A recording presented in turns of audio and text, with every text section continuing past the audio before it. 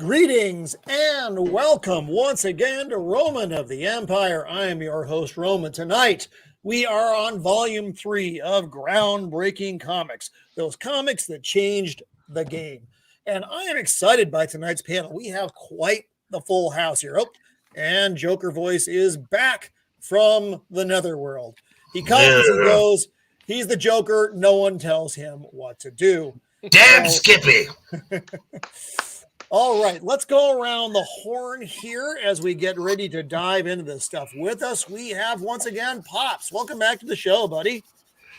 Oh, it's so good, man. I'm sorry I missed last time. I'm rocking and rolling with some of these great panelists, and let's talk comic books, man. I love it. It's my wheelhouse. Let's go, baby. Definitely. I'm very excited about this. And back with us is our friend Left Eye E.G.O. E.G.O, how are you tonight, buddy? I'm doing great, man. I've been waiting to talk about this for a few weeks, so I'm excited to get in with you guys and do this. Let's go. Excellent, excellent. And he comes, he goes as he will. He is Joker Voice. How you doing, pal? If I were any more amazing, I would be illegal. Mm-hmm. I'm Tell him, sure boss. you are.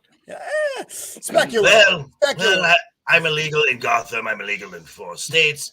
There's a thing with New Mexico at the border I'd rather not talk about. New Jersey. Do you have the death sentences on 12 star systems, though? I have not ventured off-world, so no, thankfully. Yes. And back with us again, author, screenwriter, man about town.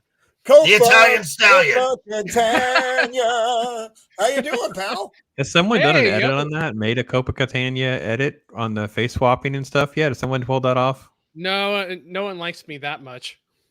Oh, we got to get on that right away. It's unacceptable. Copa Catania. Yeah, I'm happy to be here, talk comics. I can't wait to hear what everybody's got picked out this time around. I'm looking forward to it.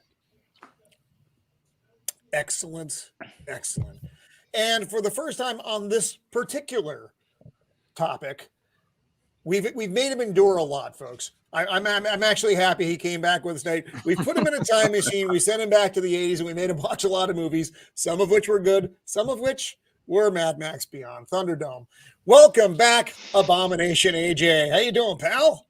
I'm great, sir. Appreciate the invite. The time to be able to talk amongst you. I always said you guys are older. I'm not saying old, but the older geeks that's been doing it, so I can learn and see what piqued y'all interest back in the day. Unfortunately, y'all showed me bad backs, so I'm a little confused, a little sketched out on you guys, but it's been good so far. They didn't show you Mad Max. They showed you Thunderdome. Those are 2 completely different things. I'm sorry. No. The whole gambit, Pops. He went through all of it. There's nothing wrong with the first half. Fury Road. That's what I mean. That look. I just speaking for myself. I had nothing to do with that. Joker said he wasn't watching. I'm wearing ass chaps tonight, AJ. So we're good to go. It makes sense.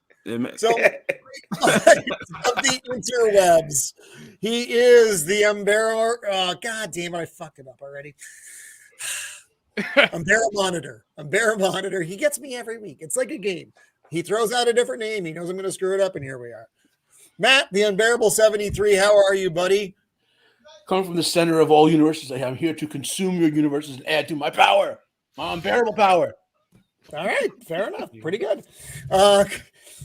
And our good friend, the man who lives in the city of angels because he is one himself. It is StephenRansom. I'm working. How you doing, gents? Not much to say about myself.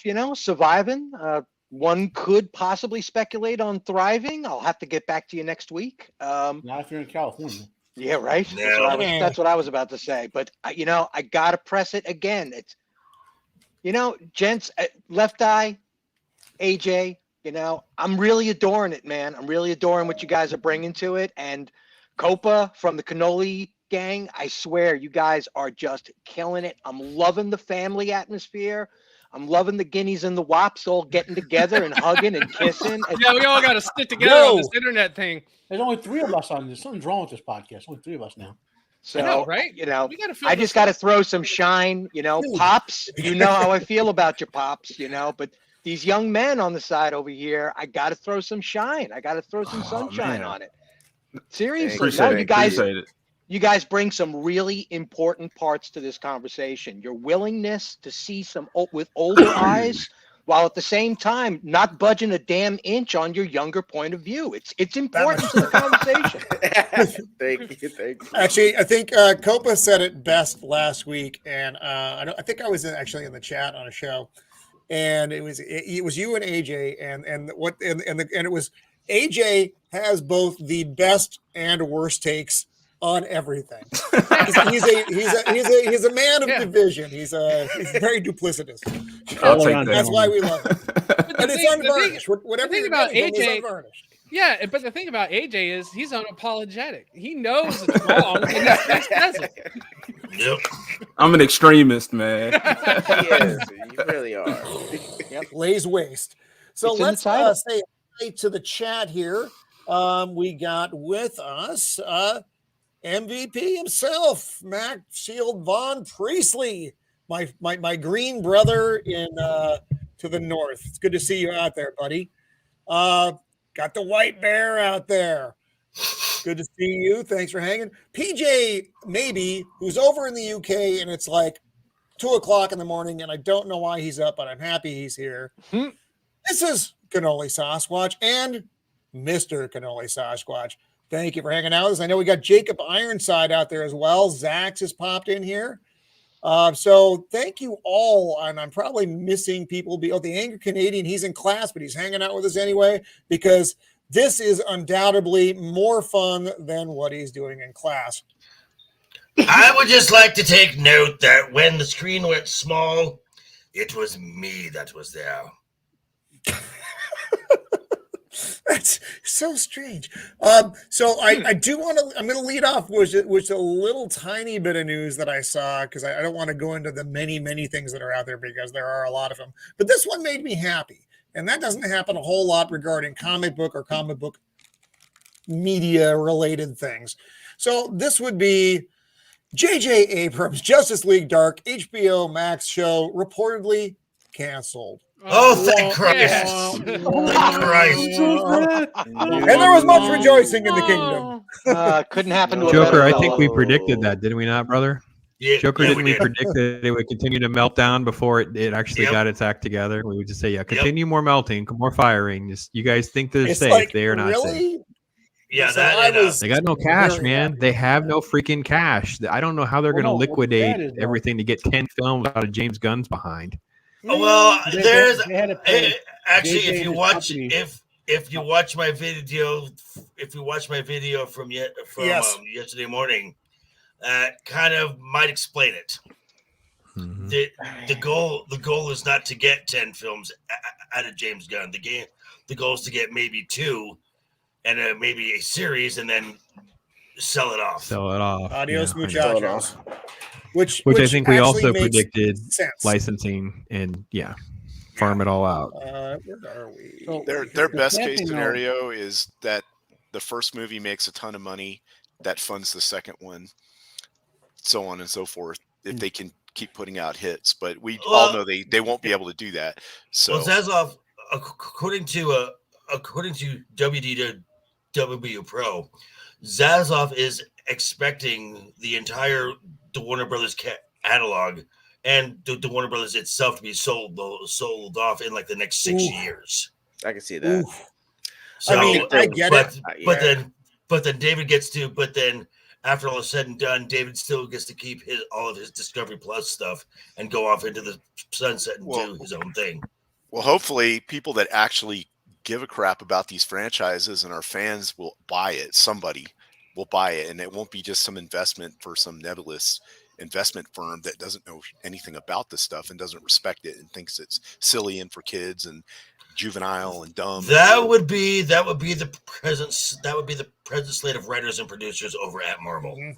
Yeah, I mean, I honestly think they're going to wait to see if what they're saying is true about Star Wars being shopped so it can be sold off as No, VIP. that will That's never not happen. true, right? That will never happen. That's what I thought. I was like, I think they're gonna. I think DC or Warner's just gonna see what Marvel does and see if they actually license anything out and say, hey, we'll try this on a smaller scale and see if it can work its way up. Otherwise, to me, it's like this isn't any different than when you find out a team is for sale and someone forms a group to buy the rights to it and actually take it over. I mean, right, and that doesn't sound to be that hard. Well, I mean, that's another thing. That's another reason why this rollout of James Gunn's slate. It wasn't. They didn't wait for a Comic-Con to do it. They didn't wait. They didn't wait for a big event to make this big presentation and stuff. They kept it small. It's gonna be small. You're gonna get a few little things that would make the entire IP kind of enticing for an Amazon. Yeah, or but an who's enticed by Creature Commandos? I am. Yeah, but I am. you and 2 other people. That's the one. That's the one So there's project gotta that be- there's I always actually do gotta be right, one. Copa. That's the one. That's the one I can almost guarantee that he can do right. Yeah, but what I'm saying is, the normies don't know who Creature Commandos are, Right. and that's who you But want to they- sell it to. But Nor did- Yeah, but they didn't know who the Guardians were, and he pulled that crap off. Now they're household Right. names. That's I true. think Exactly. Creature Well, Commandos is the now one that you're- I actually think I have faith in. Now you're talking animation, though. He also We changed- normally can don't care about I don't want to talk animation. about it. We're making my I head. want to point this out. When he did the Guardian, he changed who the Guardians were. Those the movie Guardians are not the comic book Guardians of the Galaxy. Nope. I can't No, see the that's- comic book that's very Guardians true. well, other than Thanos, who was one of them, and Doctor Strange. I mean, You that's also- who the comic Guardians were. Adam Warlock. And you also had great casting with Chris Pratt, whose star was on the rise. True. Okay, so speaking of Chris Pratt, I could see Chris Pratt possibly being Boomer Gold. Booster Gold. Exactly. Yeah. Oh yeah. Yeah, And but that's so- see, yes, but that's another. okay. But that's another character who we're talking about, where the normies don't know who the hell Booster Gold is. Okay, Now, but but this if- is- Booster Golds. They're rolling out, and I know James Gunn likes to do this. He's done a good job with it in the past. But the problem is, you're trying to catch lightning in a bottle again. Right. Right? He's And done that it is- one that is a time. Big roll of the dice. Suicide Squad was a replace. They had the other movie, and then they had that one, and it was an entertaining movie enough. Would you call that a hit? No, you're not basing your entire franchise on the Suicide Squad. It's a double. Especially when he had his pick of the litter for DC as well, and he picked Suicide Squad, which just came off a bomb. Yeah. And he I've been picked on it record again. as thinking Gunn is going to crash and burn with these movies, especially when he hired that King guy, who's a horrible writer. But I want to defend him briefly and say these projects, like when you're the head of something like that, you don't make all the projects yourself. There's like 500 of them floating out there, and you say, okay, this one looks okay, like it could be doable. I'll put that in the A pool. This one is like, who's going to want to see Wonder Woman wrestling gerbils from Mount Olympus? So that goes to the D pile. Like you I'd sort it pay to out, see that. and you wanted to put like 10 movies. Or so that says, these could work. I'm going to present this. You know what I mean? So you kind of like that. That's kind of like why these movies came out. I mean, the big mistake we all know is Henry Cavill is money.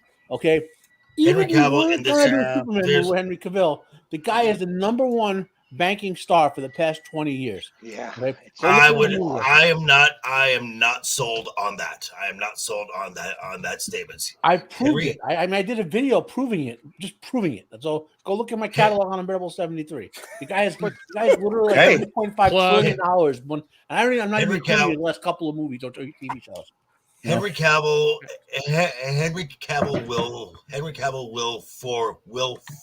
will forever be the Superman that kills, and his cameo was supposed to save the Black Adam. It didn't. Okay, I hate it. But Henry Cavill's killing wasn't his fault. That was Snyder's call. I hate Right. one Hill's But- double, but Christopher but Reeve's he's- Superman killed people. He killed Zod, Ursa, and Non. Well, I mean, Lois killed Ursa, but he literally depowered him, threw him in the ocean, never rescued him. He died. So Zod is dead.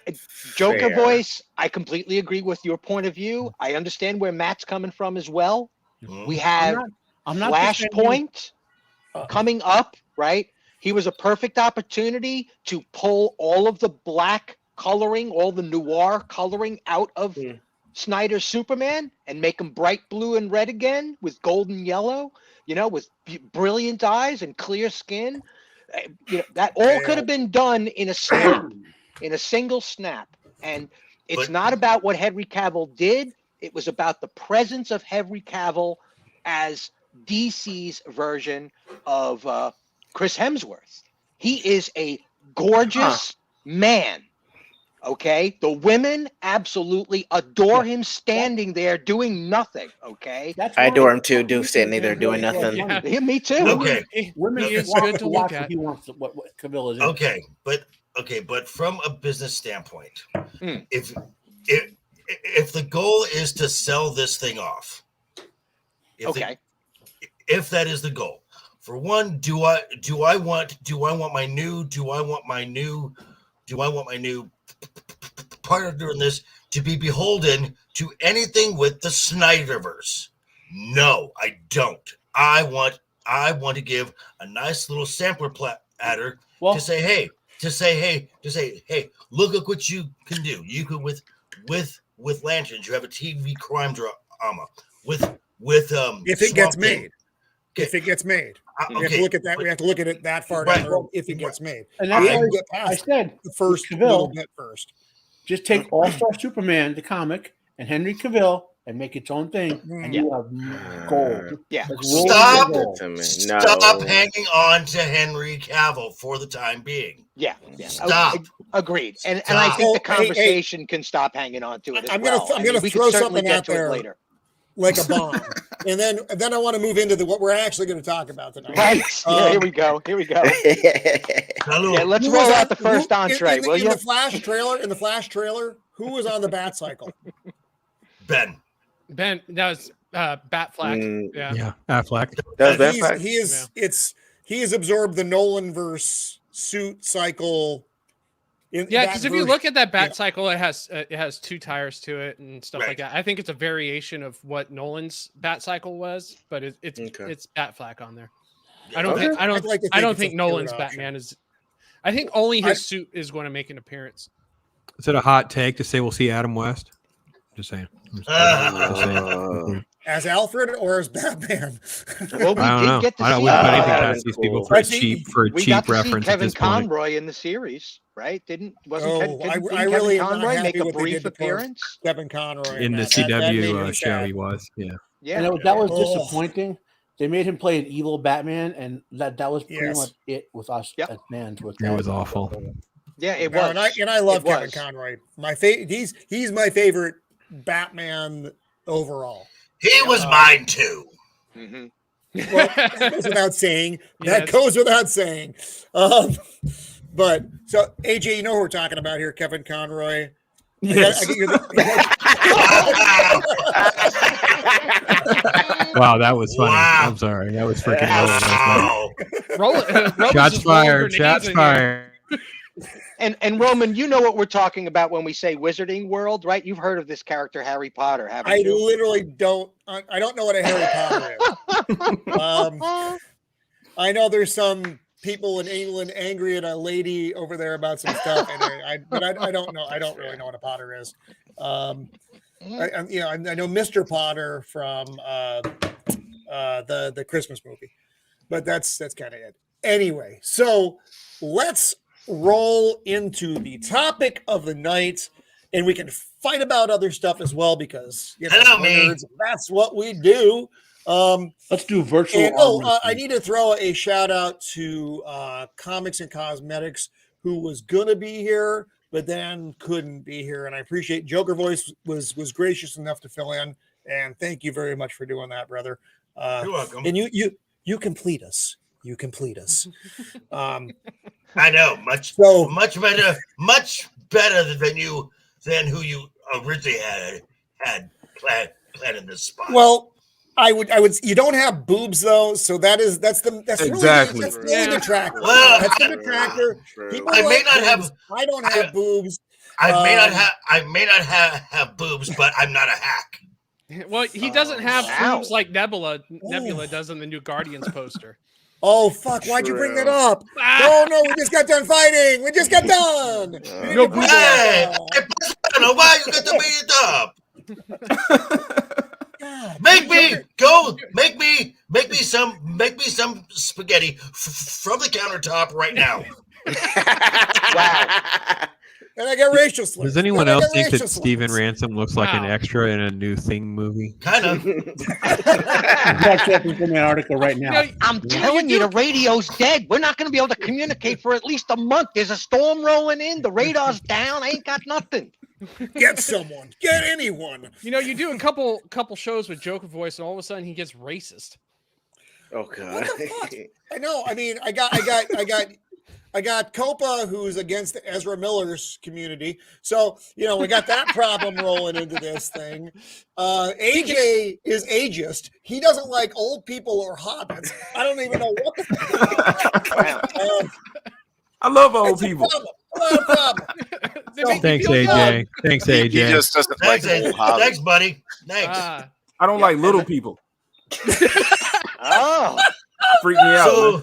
So there we go. So you're a sizist. So you're a sizist. Left eye. Size matters, that's the man. Next, Size matters. That's the next deep fake for AJ. Is short people got no reason to live, sung by. I didn't say that. I said employ little people, put them in the suits at Disney World, because I'm tired of these huge ass people playing 3 foot tall characters. Let's employ the midget, and maybe they have a better outlook on life. Did I grow to love them?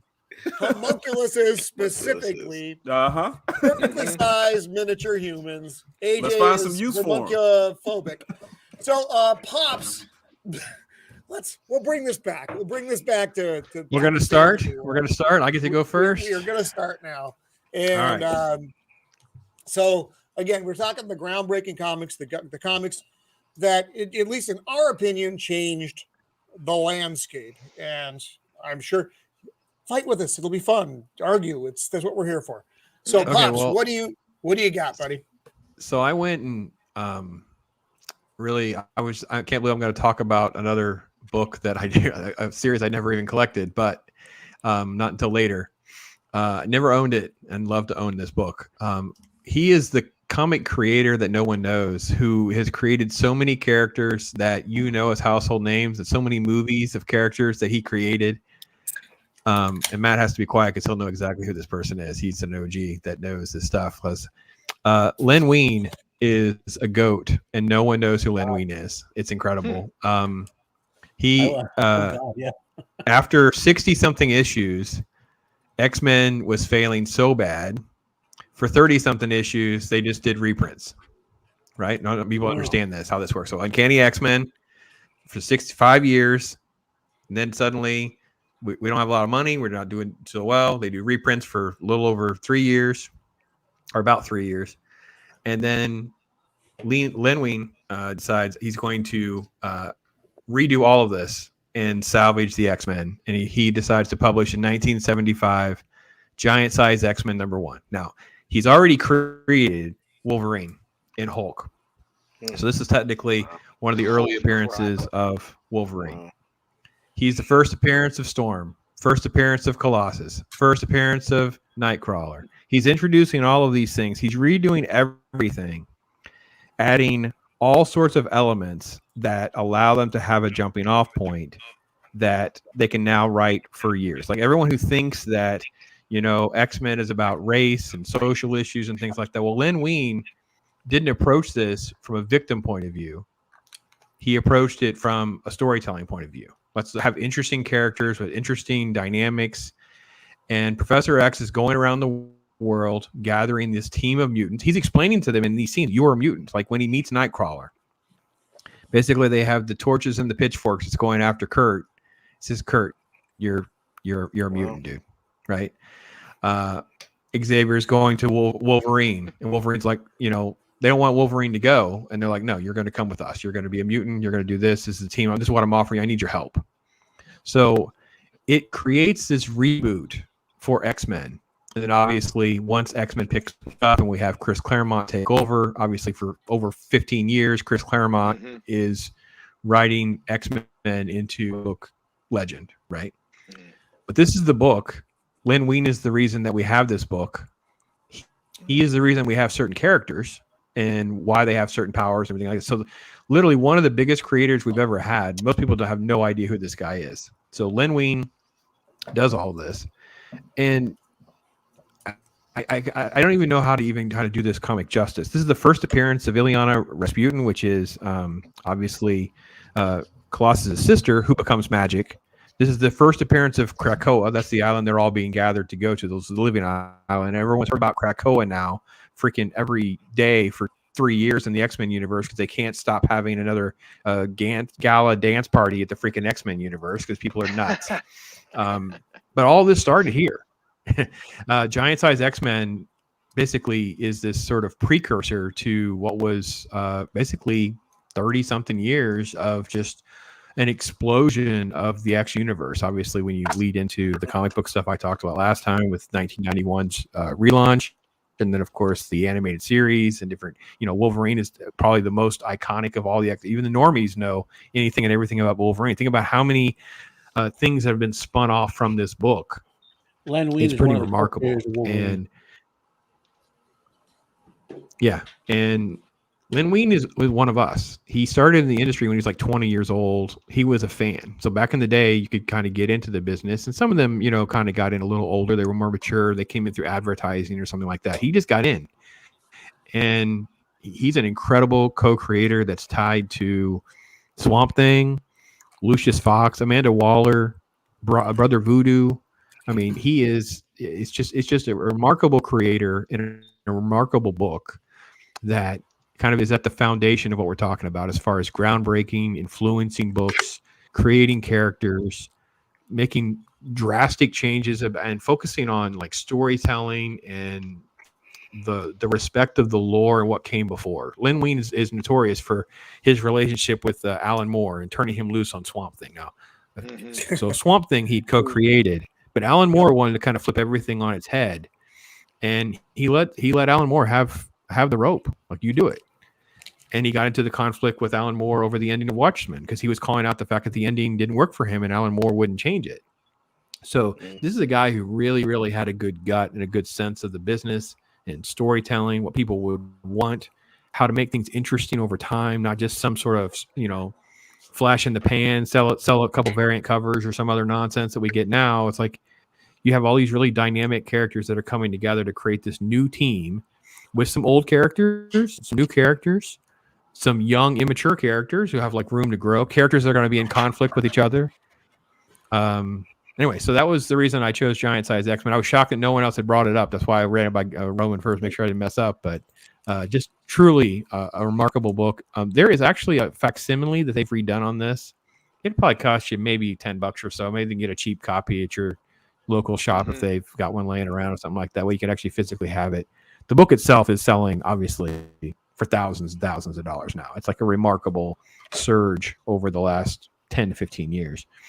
And Pops, this is so incorporated into multiple collective volumes too, right? Don't they have reprints in volume form of? Oh, I'm sure it's in different hardcovers and things like that. Yeah. Okay. Oh, sure. Yeah, I'm sure it's there's some sort of version of it in the back of some sort of uncanny collection, or maybe even it could be even like because sometimes they did that with I was reading the Red Hulk hardcover, and it had the 181 in the back of it, like a reprint of it. Right. They redo the art and everything like that. It's definitely not as legit as the original was, but you get the difference. And obviously, just there it is, man. There's the GOAT. It's really, if for X-Men people who don't really understand who Len Wein is, it's definitely one of those that I thought we could just highlight and bring some attention to. That's for sure. Yeah, we could do a whole show on Len Wein, right? Yeah, we could. Yeah, I'm just these realizing are the characters that people know as the X-Men. Right. You had your OG group, but then the new batch. I mean, of course you have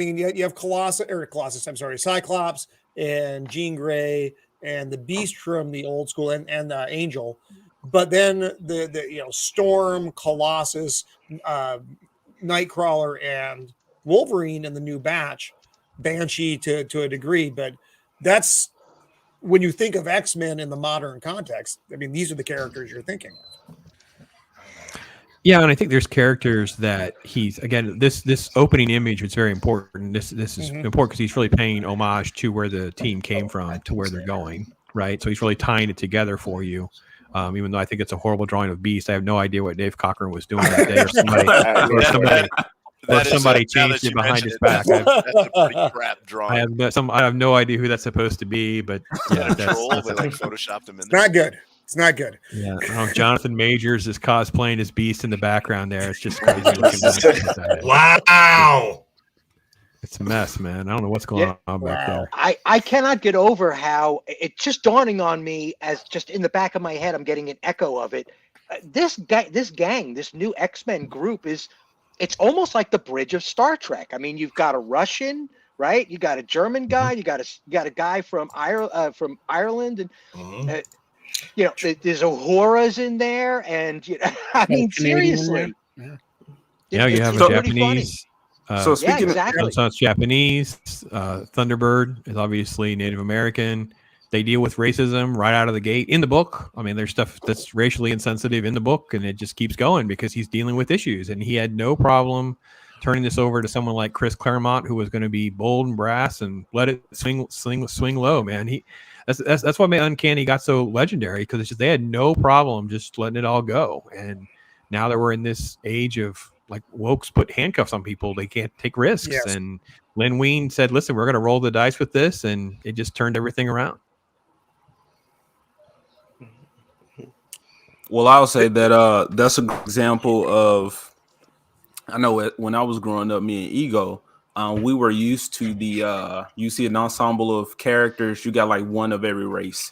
Then you might have an extra white person in there, but it seems like it was honest representation, because they understand, like, yeah, you got friend groups, people mix and match and they hang around one another, as opposed to what we see now, where you got to have a lot of these and then one white guy, and he's the butt of all the jokes, and he's probably secretly a villain or some shit. So it's not only that too, but they have to point out their differences as well. It's not like, oh, there's AJ, he's right next to me, he's a black guy, and I'm an Italian guy. Pops and Roman are old as dirt. So they have to point it out now. Oh, and with Steven too. And it's also what their color, race, creed, identity were. It's not what defines them. Right. They are just a character. They're not a black character. They're not a gay character. Right. They just happen to be that way. That's right. It. Like one of my favorite characters, and Roman, I'm glad you let it off with a Constantine. Constantine is a great character. I love Constantine, who happens to be happens to be a bisexual male. Mm-hmm. Which it just but might be better for Constantine. Well, yeah. We did once have sex with fire to save someone's life. The thing about this, we all haven't. That this run of the comic is that the Pops was talking about is that it was struggling right before he rebooted it, and so the business wasn't working. So he just rebooted it and did what any business person did. They went back to the drawing board and wrote something new that the fans would like, and they rebuilt it. Nowadays, they don't do that. They call you a bigot for not liking their stuff, and they want you to change to like what they're writing instead of them changing to put out products that people actually want to see. Exactly. Narcissism. And they use narcissism. Well, it's not only that, it's these marketing campaigns make sure that they have these people of color or sexualities, whatever, in there before the thing is even written. So they have these shields. So when it does inevitably fail, they could sit there and blame the fans on being racist. Right. Oh, they don't like it. They do that before they put the movie out, Copa. Exactly. They do that before or whatever. They do it before the movie out. They'll say, racists are not going to like this. Obi-Wan. And then you're like, right. Well, the other thing is, in order to get the funding these days, they have to have that stuff already approved, and they got to show it to the funders. Hey, look, we're inclusive. So it ties their hands when they're telling a story. Yes. Because Yeah, they started this in 2016 with Ghostbusters, the all-female Ghostbusters reboot. And then as soon as everybody said, I don't like it, it's not good, they went, well, you're sexist. Yeah. So that goes back to when somebody was just saying, hopefully if somebody who's a nerd like us is going to buy, I guess DC or something, or maybe Star Wars or whatever, that shit's not happening because like you just said, a person could want a vision or have a vision, Zack Snyder, for instance, but as long as you got people above you who are going to tell you, hey, that's cool and all, but you got to have this, and that. And when they change it completely, you're getting shit. Yeah. So expect shit right now. Well, you sense the box checking in the writing. Oh, you can feel it, man. You can feel it. Now, it's obvious. Like this, you didn't get that. This was he was writing for the Times, and I mean, Pops, you did a fantastic presentation of this book, by the way. That was magnificent. Mm-hmm. But he didn't just save a franchise; he reinvigorated it, and he brought you more. Yeah, I wanted to point out that old thing alive, on life support. Well, we can boost it, a few more copies. He changed the landscape with this book, and kept legacy alive. It was that's what makes something like this so special. It wasn't just a shot in the arm. Yeah, the school wasn't destroyed. Xavier didn't become a villain, right? And more importantly, I mean, and to push this back to just what this single issue, this single artist and his creativity did for the mutant universe was expand how diverse these powers actually were. I mean, Nightcrawler could just poof and teleport all over the place. Somebody had weather control powers. There was a guy that was entirely made out of steel all the way to his innards. I mean, this was an insane boost of how diverse this universe just became, like in a single episode. And I think when people don't know any of this, and obviously I don't know if anyone's going to watch this, didn't know this, but if you go to your comic shop and you go to the box, and in an Uncanny box, there are no issues until 68. And then there's suddenly no issues after 93 for a long time. There's a reason for that, because they were all reprints. And then whenever they all starts to pick up again, it goes completely bonkers for years because Chris Claremont's writing is amazing. So it really is, like you said, Stephen, just kind of it reinvigorated the entire interest in all of it. And as time has gone by, even when the normies don't know where Wolverine came from, they don't know where Nightcrawler came from, they don't know some of these things. They know those names. They know those movies. They know these things. And maybe they get a random idea to go get some book, things like that. Hopefully, we at least talked about it and we can at least raise some awareness to like, well, listen, this is like the pivotal book. Sure, Wolverine and Incredible Hulk 181 is this famous first appearance, but Giant Size X-Men, that is even in some ways more significant than, because I got to be honest, guys, if you read the Incredible Hulk 181, it's barely Wolverine. He does not act much like Wolverine at all. At least in this, he starts to have at least a lot more attitude that he started to kind of carries on later on. So. This comic is also more significant because I mean, you remember the 70s was one of the worst economic decades in history. I mean, Jimmy Carter's 4 years was even worse than we're experiencing right now. Terrible. And the people that spend their money on a comic book, they were much less expensive back then. But also people had less money back then. When I was a little kid in that, I was 5 years old in 1980, if I remember the number correctly. So a comic book was, I think, 45 cents, and a can of soda was 25 cents, and that was my allowance for the week.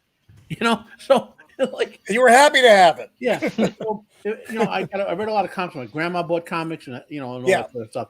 But like you got to remember, even though things were less expensive, we had less money to throw at this stuff. So if you're going to spend your money on something, like maybe, and this is a big comic book that costs more, Giant Size #1, bigger than it was good, and it made you want to buy more of them. I was gonna say, like, if you adjust it for inflation, that's like a full gallon of gas in 1975. So it's like, hey, you want a gallon of gas? We want a comic book. So I don't want to alarm you, but there was a gas shortage in the 70s, so we went out. I was about to say. So it was easier. It was easier to get the comic book than it was the gas. Just there were a lot of gas, but you could get it. 70s. My dad had to buy a diesel just to compensate because we were 5 kids all piling in the car back and forth from God knows where. So it was rough. Do you have a Datsun? Did you guys have a Datsun? We had a Datsun. A Datsun, Volkswagen Dasher, I think it was. It was a Volkswagen. Oh yeah, Dasher, yeah. At one point, our family had Pintos. Remember the green one? Oh yeah. The 70s, baby. Pacer, where was that? A Pacer is the Pacer. It was purple. It was a purple Pacer. But you would love to have that purple Pacer today, baby. We put like a modern engine in that thing. You'd be rocking it, Roman. Joker could pull off the purple Pacer. Well, I'm not saying I'm not in the market. I'm just saying. I'm just saying. Didn't those things blow up when you that was the Pinto. That was the Pinto. The gas tank. If it got rear-ended, it had a propensity to explode. Yeah. Placement of the gas tank. Well, but you're saving gas. The fuel tank would leak, and then it had a chance of catching on fire. Before we drift on to the next topic, next person selection, I guess. All you should go and look up who Len Wein, Lenwin. The guy is the best way to describe it is you can call Grant Morrison Len Wein 2.0 if you want how pervasive the guy is in comics. In terms That's this guy right here that I'm circling with the cursor. We said he created Swamp Thing and Wolverine. He wrote for Disney Comics at one point. He wrote a lot of Justice League stuff. He created Libra and the 7 Soldiers of Victory that Grant Morrison used in Final Crisis. On and on. He Amanda Waller, Lucius Fox, God, a Gran Torino. Voodoo. That's a fucking car. That was my first car, baby. I don't know. Did he create Man Thing, or was he just one of the early Man Thing writers from Marvel? Alan Moore? No, Len Wein. Well, Man Thing is Swamp Thing. I don't know about Man Thing. Yeah. No, I know he wrote early Man Thing. I don't remember if he created him or not. Yeah. There's a lot. Like I said, just go read up. Remember the Human Target TV show from a couple of years ago? That's a comic book character, and Len Wein created him. I do not know this Human Target. The show is kind of okay. But is it as good as Picard season 3? My bowl of salad is better than Picard season 3. I actually heard Picard season 3 is good. I've heard it's good. Here's my problem with it being good. You have to get through. It's season 3 of a show that has been so notoriously bad. It's in the JJ verse. Trek, the Kurtzman Trek universe, starting with Discovery, and I don't care now. They've made it so that I, a man who grew up with Star Trek. I mean, that was my shit. Do not give 2 fucks if it's good. Not going to watch it. I guess the question would be: at what point do these creators make these shows good again to where they get you back in their good graces, right? You can't, bro. It's like, don't fall for the trap. Good heavens almighty. Can we keep this on the pulp, please? Can we keep this 2D? Can we possibly keep this? I want to answer the question because I have an answer to the question. So Doctor Who, and I'm going to throw Doctor Who out there. Abomination AJ. Doctor Who is a British character who is a Time Lord. That started in 1953. Doctor Who I know of the last 3 years has been completely unwatchable. From 2017, in 2017 is when Chris Chibnall and Jodie Whittaker took over. Now, with the return of Russell T Davies and the sprinklings of David Tennant, I'm coming back to the show. I'm coming back tentatively. I'm hoping for the best, expecting the worst kind of thing. But I am going to watch that. I'm excited to see what happens. Picard season 3, after this long stretch of, it's a giant shit log with peanuts and corn stuck in it, maybe a plastic toy down here. No one's excited to see that. It's just too long. It's been around. It's been decaying for so long that it's no longer palatable. A show like Doctor Who has had a bad run, but it had a start to the bad run and hopefully an end to the bad run. So you can sandwich that. And Roman, Mr. Joker voice, sir. If I may add another thing to add to your point there, House of the Dragon. Oh, after the huge mistake that was season 8, no one was excited about House of the Dragon.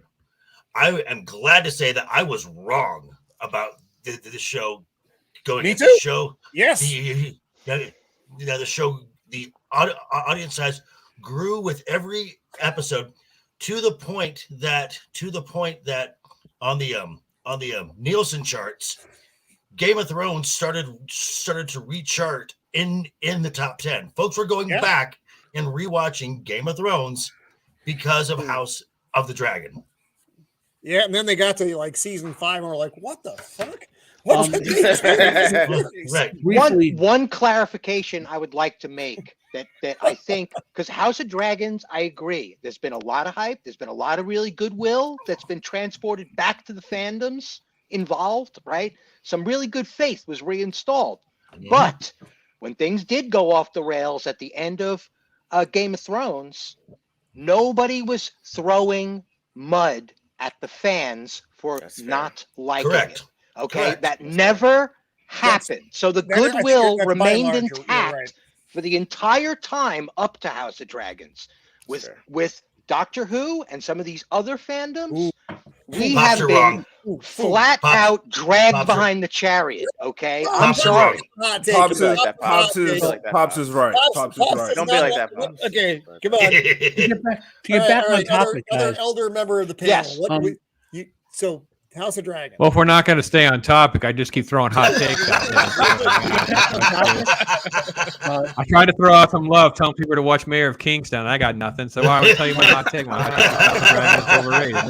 I'm going to throw something else out there next. That didn't work. I want to hear what kind of comic book AJ's actually read. That's what I want to hear.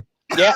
Let's get back to 2D, people. Let's do it. Let's do this. Okay. The audience came for comic books. If you want to know how pervasive Len Wein is, you posted a comment from Invader Zim. Len Wein worked on Invader Zim.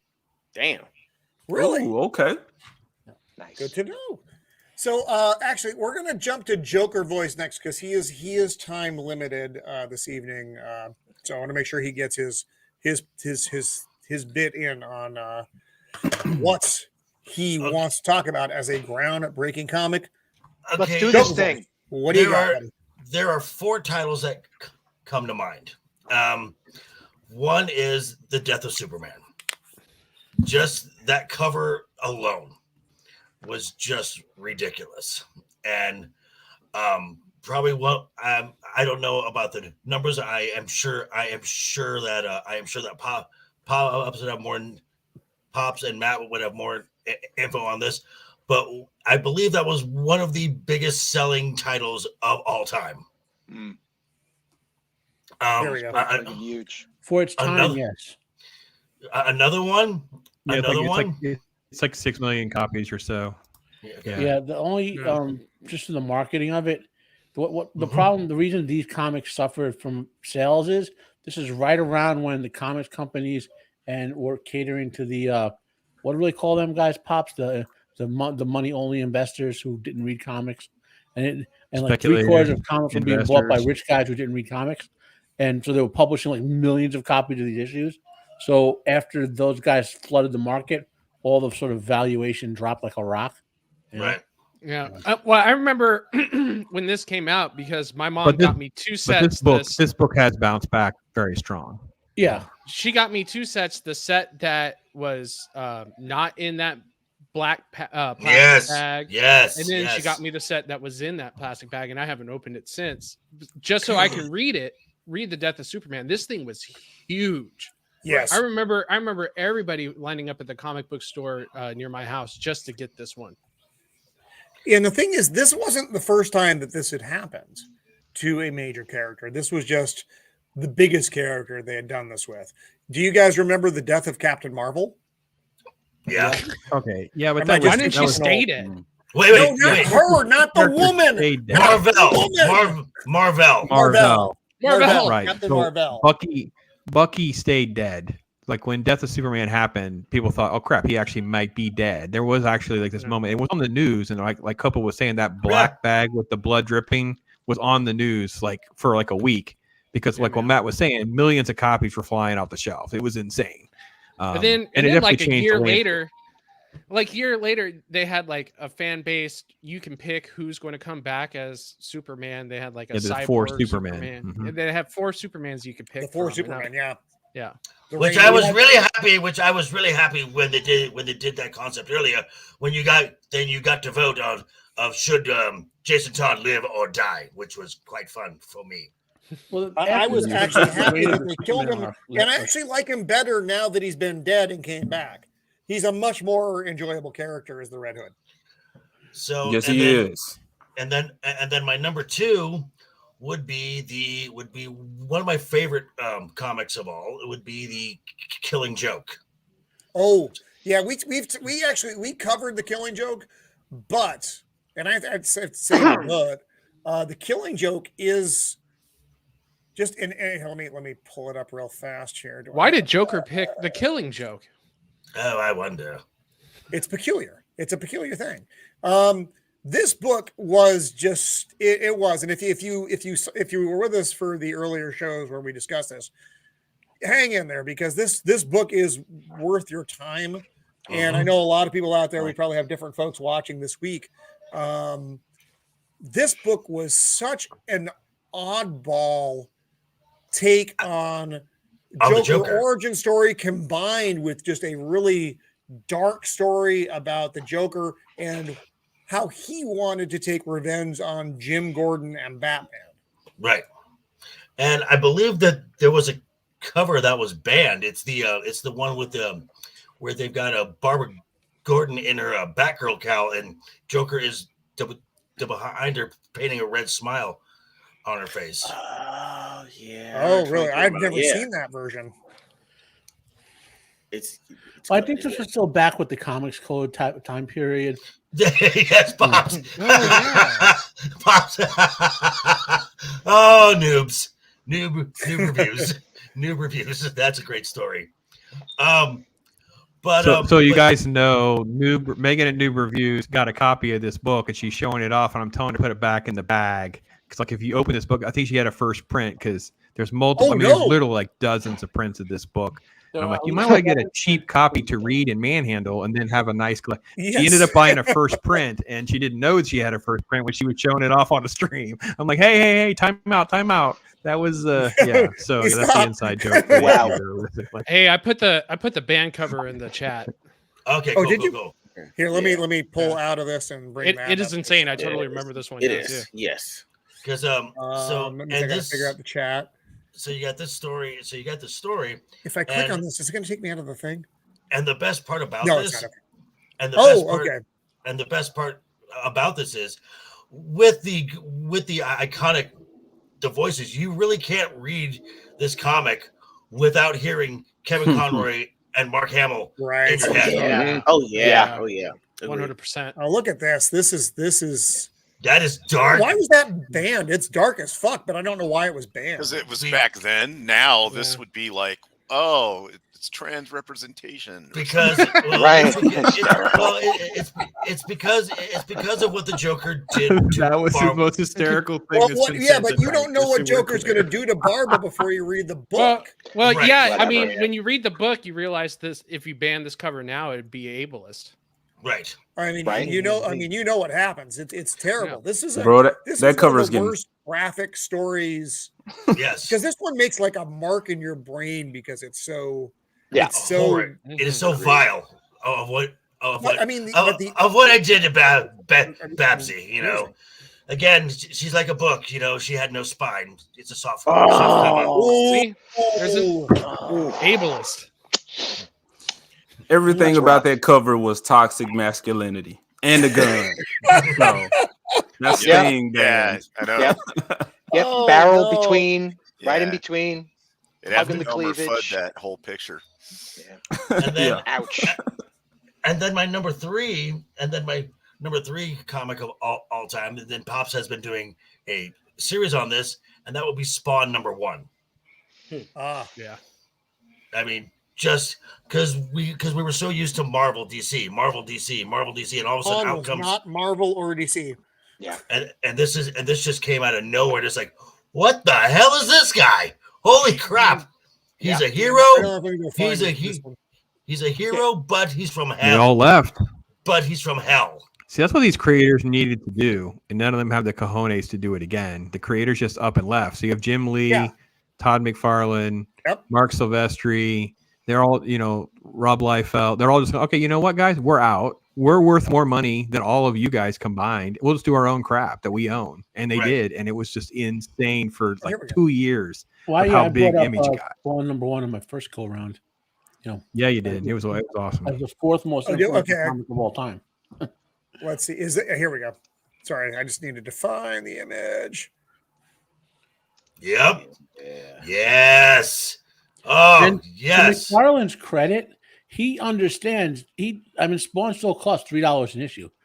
He knows. Yeah, he kept the price down. It's still $2.99, man. I mean, when you get all these garbage books from Marvel and DC that are $5 an issue now, and like combine that with Roman. The wokeism. If you're gonna pay for it, you're not gonna pay $5 a month for it. Hang on, let me bring you up. Let me blow you up, baby. And then yes, nice, man. Nice, very nice. This is one that was actually only like in retail, and they had poly-bagged it. Oh wow, baby. It's from it's a retail one. It's a Bookland. I don't even know what Bookland is now. I don't even remember what that was, but yeah, this is one of those. Wow. So yeah, fuck yeah, dude. dude. Huge, Well done, sir. Huge. Yeah, see, Huge. we mentioned this book, and I think Pops, you and I got into talking about it a little bit around the time period of Wakanda Forever came out. We did stream, and I bumped on, and we were having a little bit of a discussion. And we went into some crazy areas, and this was one of them. To me, this kind of earmarks how bizarre this industry is right now. Here is this character Spawn. He's an African American. He's a war hero. He's stuck between a rock and a hard place between his ambition, his love in his life, and what hell is put upon him. And he's basically like the ultimate anti-hero. Where the hell is Hollywood producing this character? Why isn't this character being touted as a glass ceiling character? What is going on? I mean, they won't not placate now. McFarlane's demands. They tried. And They won't placate. That movie was terrible. They won't. The Spawn movie they put out was an absolute piece of ass. Hey, that but the was animated series was legit. Oh, the HBO series was amazing. No, that's a whole different critter. That's a whole different could you imagine this getting a Castlevania kind of treatment on Well, Netflix? I know they're trying to do the live action now with Jimmy Fox. Like I thought. No. Really? That fell through? But they have to have a black writer, and that's the problem. They hired nobody that has no experience is taking over the writing now. I looked it up again yesterday. Okay. The only thing worth watching in that original Spawn movie is John Leguizamo as the Violator. He's a great clown. Dead on. Yeah. So why He's a great clown. Why do y'all think the Spawn movie was terrible? I liked it. It was I didn't like really anything about it. From Danny DeVito's punch-ups. Danny DeVito was punching up the character of the demonic sidekick character. I think the dialogue was. That's John Leguizamo. Was it Leguizamo? Yeah. I'm sorry. I thought it was DeVito. You know what? It's because he's short, isn't it? That was like a short. Because he's the Penguin in that movie. It's like somebody just threw the Penguin's makeup on that character and just more short person jokes is what I heard. Is her more short person jokes? Yeah, now that you mention it, he was very Penguin-like. Yep. Yeah. I mean, fired up. They kept it too grossed up for my book, and the CGI just was not up for the task. They really should have kept some of the effects with the cape practical, and they just didn't even bother. They were just like, "Digital's cool. Let's do digital. Yeah, man, let's do it." And then the character of Priest was basically a amalgamation of like Overkill and Chapel. That's what. Well, yeah, because they split from the rights because I was a Youngblood character. You remember? Mm-hmm. So they couldn't use Church basically.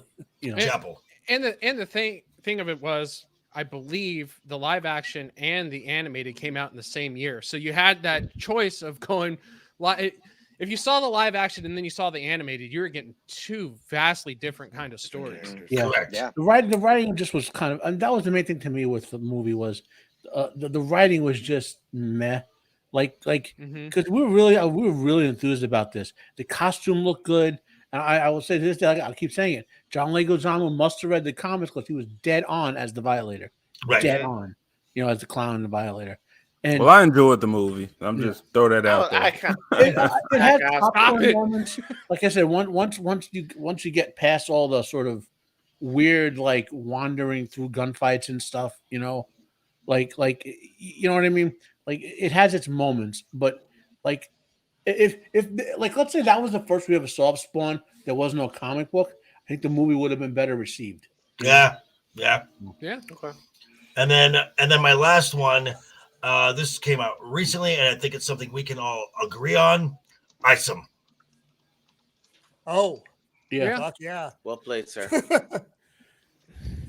No, I mean, yes. I mean, a completely thumb in the eye to the professional industry there. We're self-funded, self-made, and was only expecting to recoup some of his expenses, and holy shitballs, did that thing catch on like wildfire. It's a great transition from Todd McFarlane leaving to do Spawn and Eric July doing his independent thing. Right. Yeah, I mean, and Eric exactly July 30 years later. Yeah, and I've been saying this prior to Isom is if you want to create something, you have the tools now to do it yourself. I want to write a book. I can sit down, write a book, publish it on Amazon tomorrow if I felt like it. And are you feeling like doing that, Copa? I'm kind of curious.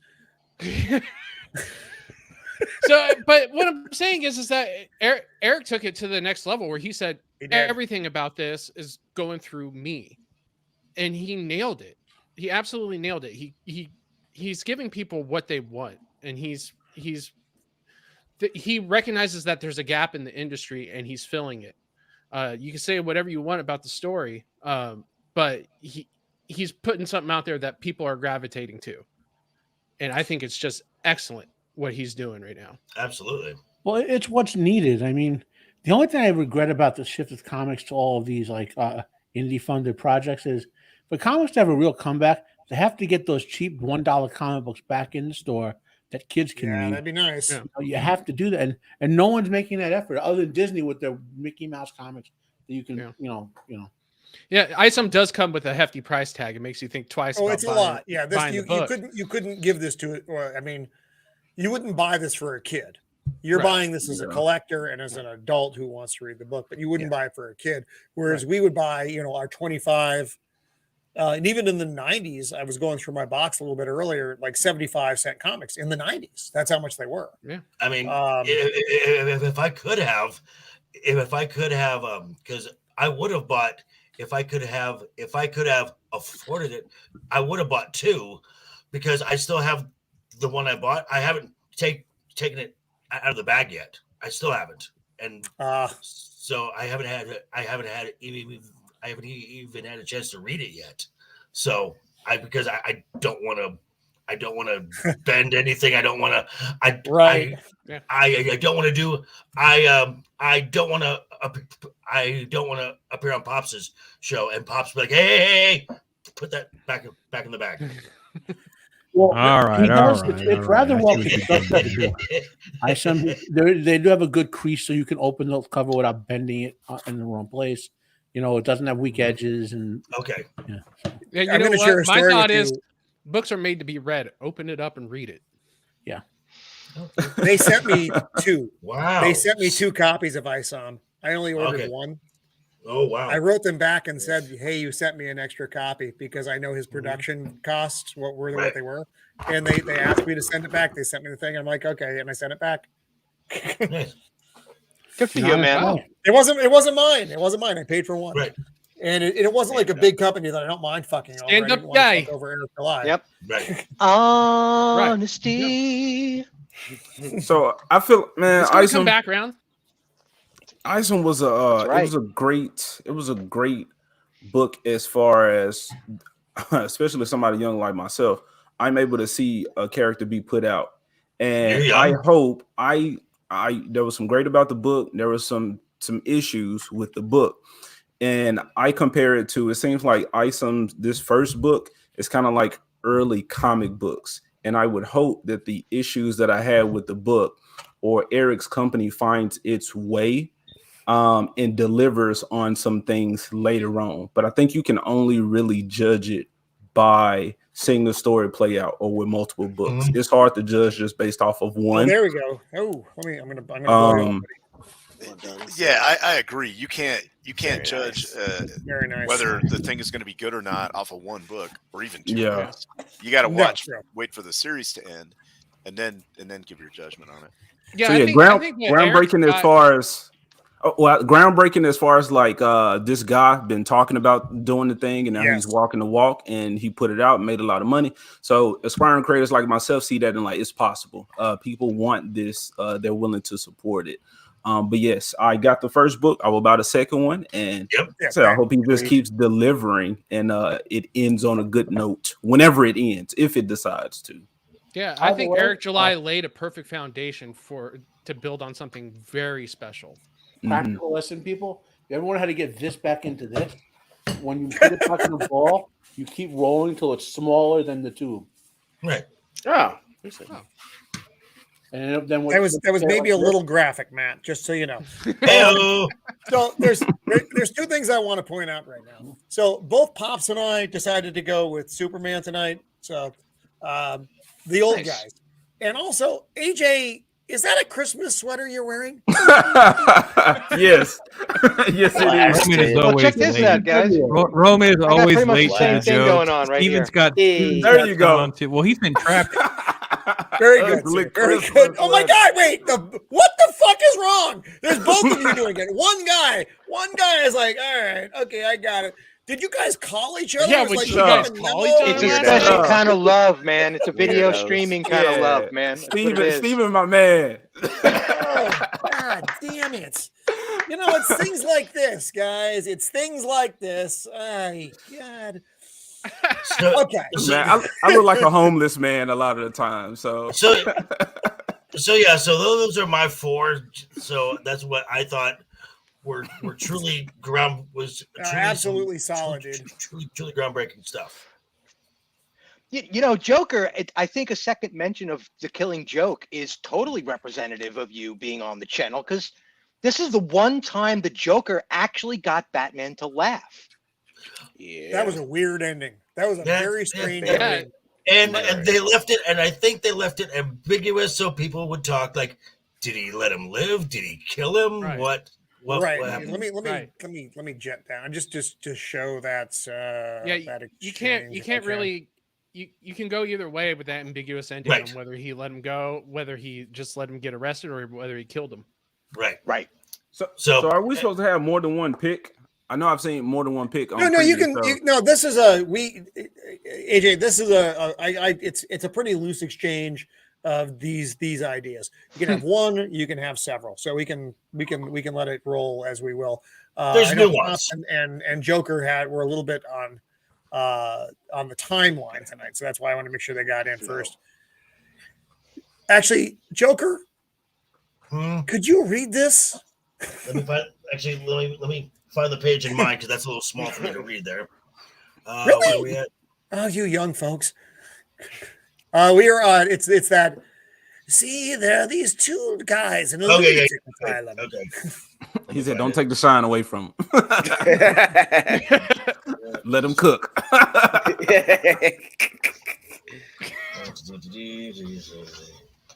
on, where are you at here? Okay, so let's see. We're gonna go with okay. See, there were these two guys at a lunatic asylum, and one night they decided they don't like living in the asylum anymore. They decide they're going to escape. So, they get up onto the roof, and they're just across this narrow gap. They see the rooftops of the town stretching away in the moonlight, stretching to freedom. Now, first guy, he jumps right across with no problem. But his friend dared not take the leap, See, he's afraid of falling. So the first guy has an idea. He says, hey, I have my flashlight with me. I'll shut it across the gap between the buildings, and you can just walk across the beam and join me.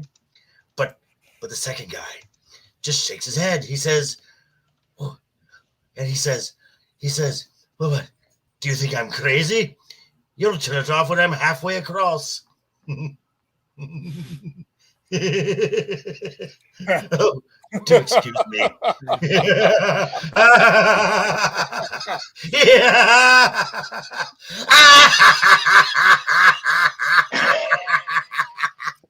Where's Batman? Well played, sir. Well. Oh my played. God. Yeah, that was nice. That was Fancy. great, man. Very nice, good sir. A clip-worthy Oh. performance if I ever heard one. That's a short right there Somebody for needs the to clip Roman that of the and send that to Empire me. channel. That's Yes, freaking sir. gold right there. That was Maybe nice. that goes into the archive. Okay, again, James Gunn, if you need any assistance in your future DC animated projects, call me. I'm just saying. Yes. That was, oh man, thank you. Ooh, that was great. Yeah, that You was might chills. have to play a Joker getting pegged by Punchline or something. So don't agree to it just yet. It all depends on the size of the check. At least we know where your priorities are. Money talks. Damn. Money talks. Bullshit walks. But Joker voice, are you talking about check as in like written out at the bank, or are you talking about check as in 6'1", blonde, well stacked? Well, punchline is not a blonde. I'm obviously talking about a check written to me by Okay. the Warner Brothers. Which once I get the contract, I'm gonna run it through Pops and have him check it all because he gets It'll never 10%. pass the muster. That's all I can tell you right now. There's no way it'll pass. Just so you know, we'll be sending it back. You want me to look at your contract? They're gonna be mad when I'm done. That's all I can tell you. All right. God, Why not that both? laugh at It the says end Invader is Zam. classic, Well, man. well played, my friend. Well played. So, you know what?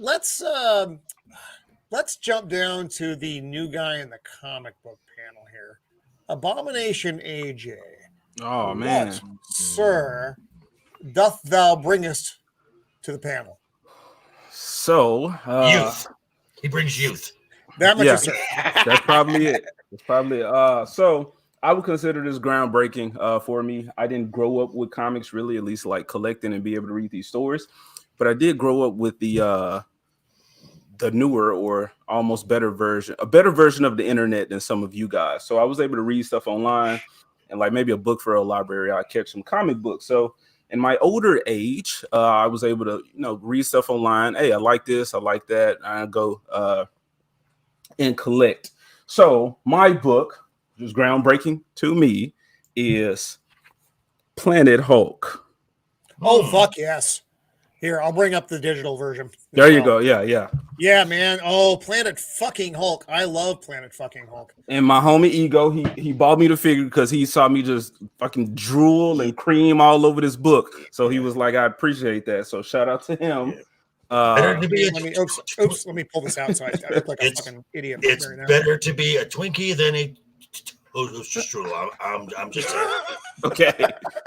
So I love this book because thank you. Yes, here we go. Planet Hulk. Actually, they have it, which is nice. Oh, mother dick. Sorry, everyone. Okay. Sometimes they bring up the thing. Mothers don't have dicks. Omnibus. Here we go. Oh, no, my I don't like it when goodness, they have. you Oh, they're bigot. still doing this to me. It's fine. They're sticking me with like all the parts of it. They're breaking it all up. It's not like a single issue thing. Yeah. Which is fine. It's fine. But it's nice. You can still get a lot of the beauty out of this book. Actually, I have the big figure up way the fuck over there. Yeah. So yeah, I couldn't I wasn't collecting a lot of issues. I had found out about trades and volumes, so I just figured, oh, there's the whole book. So let me just buy that. But this book, so I was used to the Hulk being the big dumb monster, but I was also used to Gray Hulk, Professor Hulk. I knew about these characters, all these other Hulks that was already established, but this gave me the opportunity to see the Hulk that I always saw him as. Because he just leave me alone, just stay out my face, you won't get smashed. I'm out here trying to save children and puppies and shit, and y'all fucking with me. So I love seeing the Hulk, seeing this story. I got the previous arc, and then after this, when he comes back to Earth. So to see this man kind of he's not a monster anymore, because on planet Sakaar, he's amongst monsters. And they speak a lot about this in the book.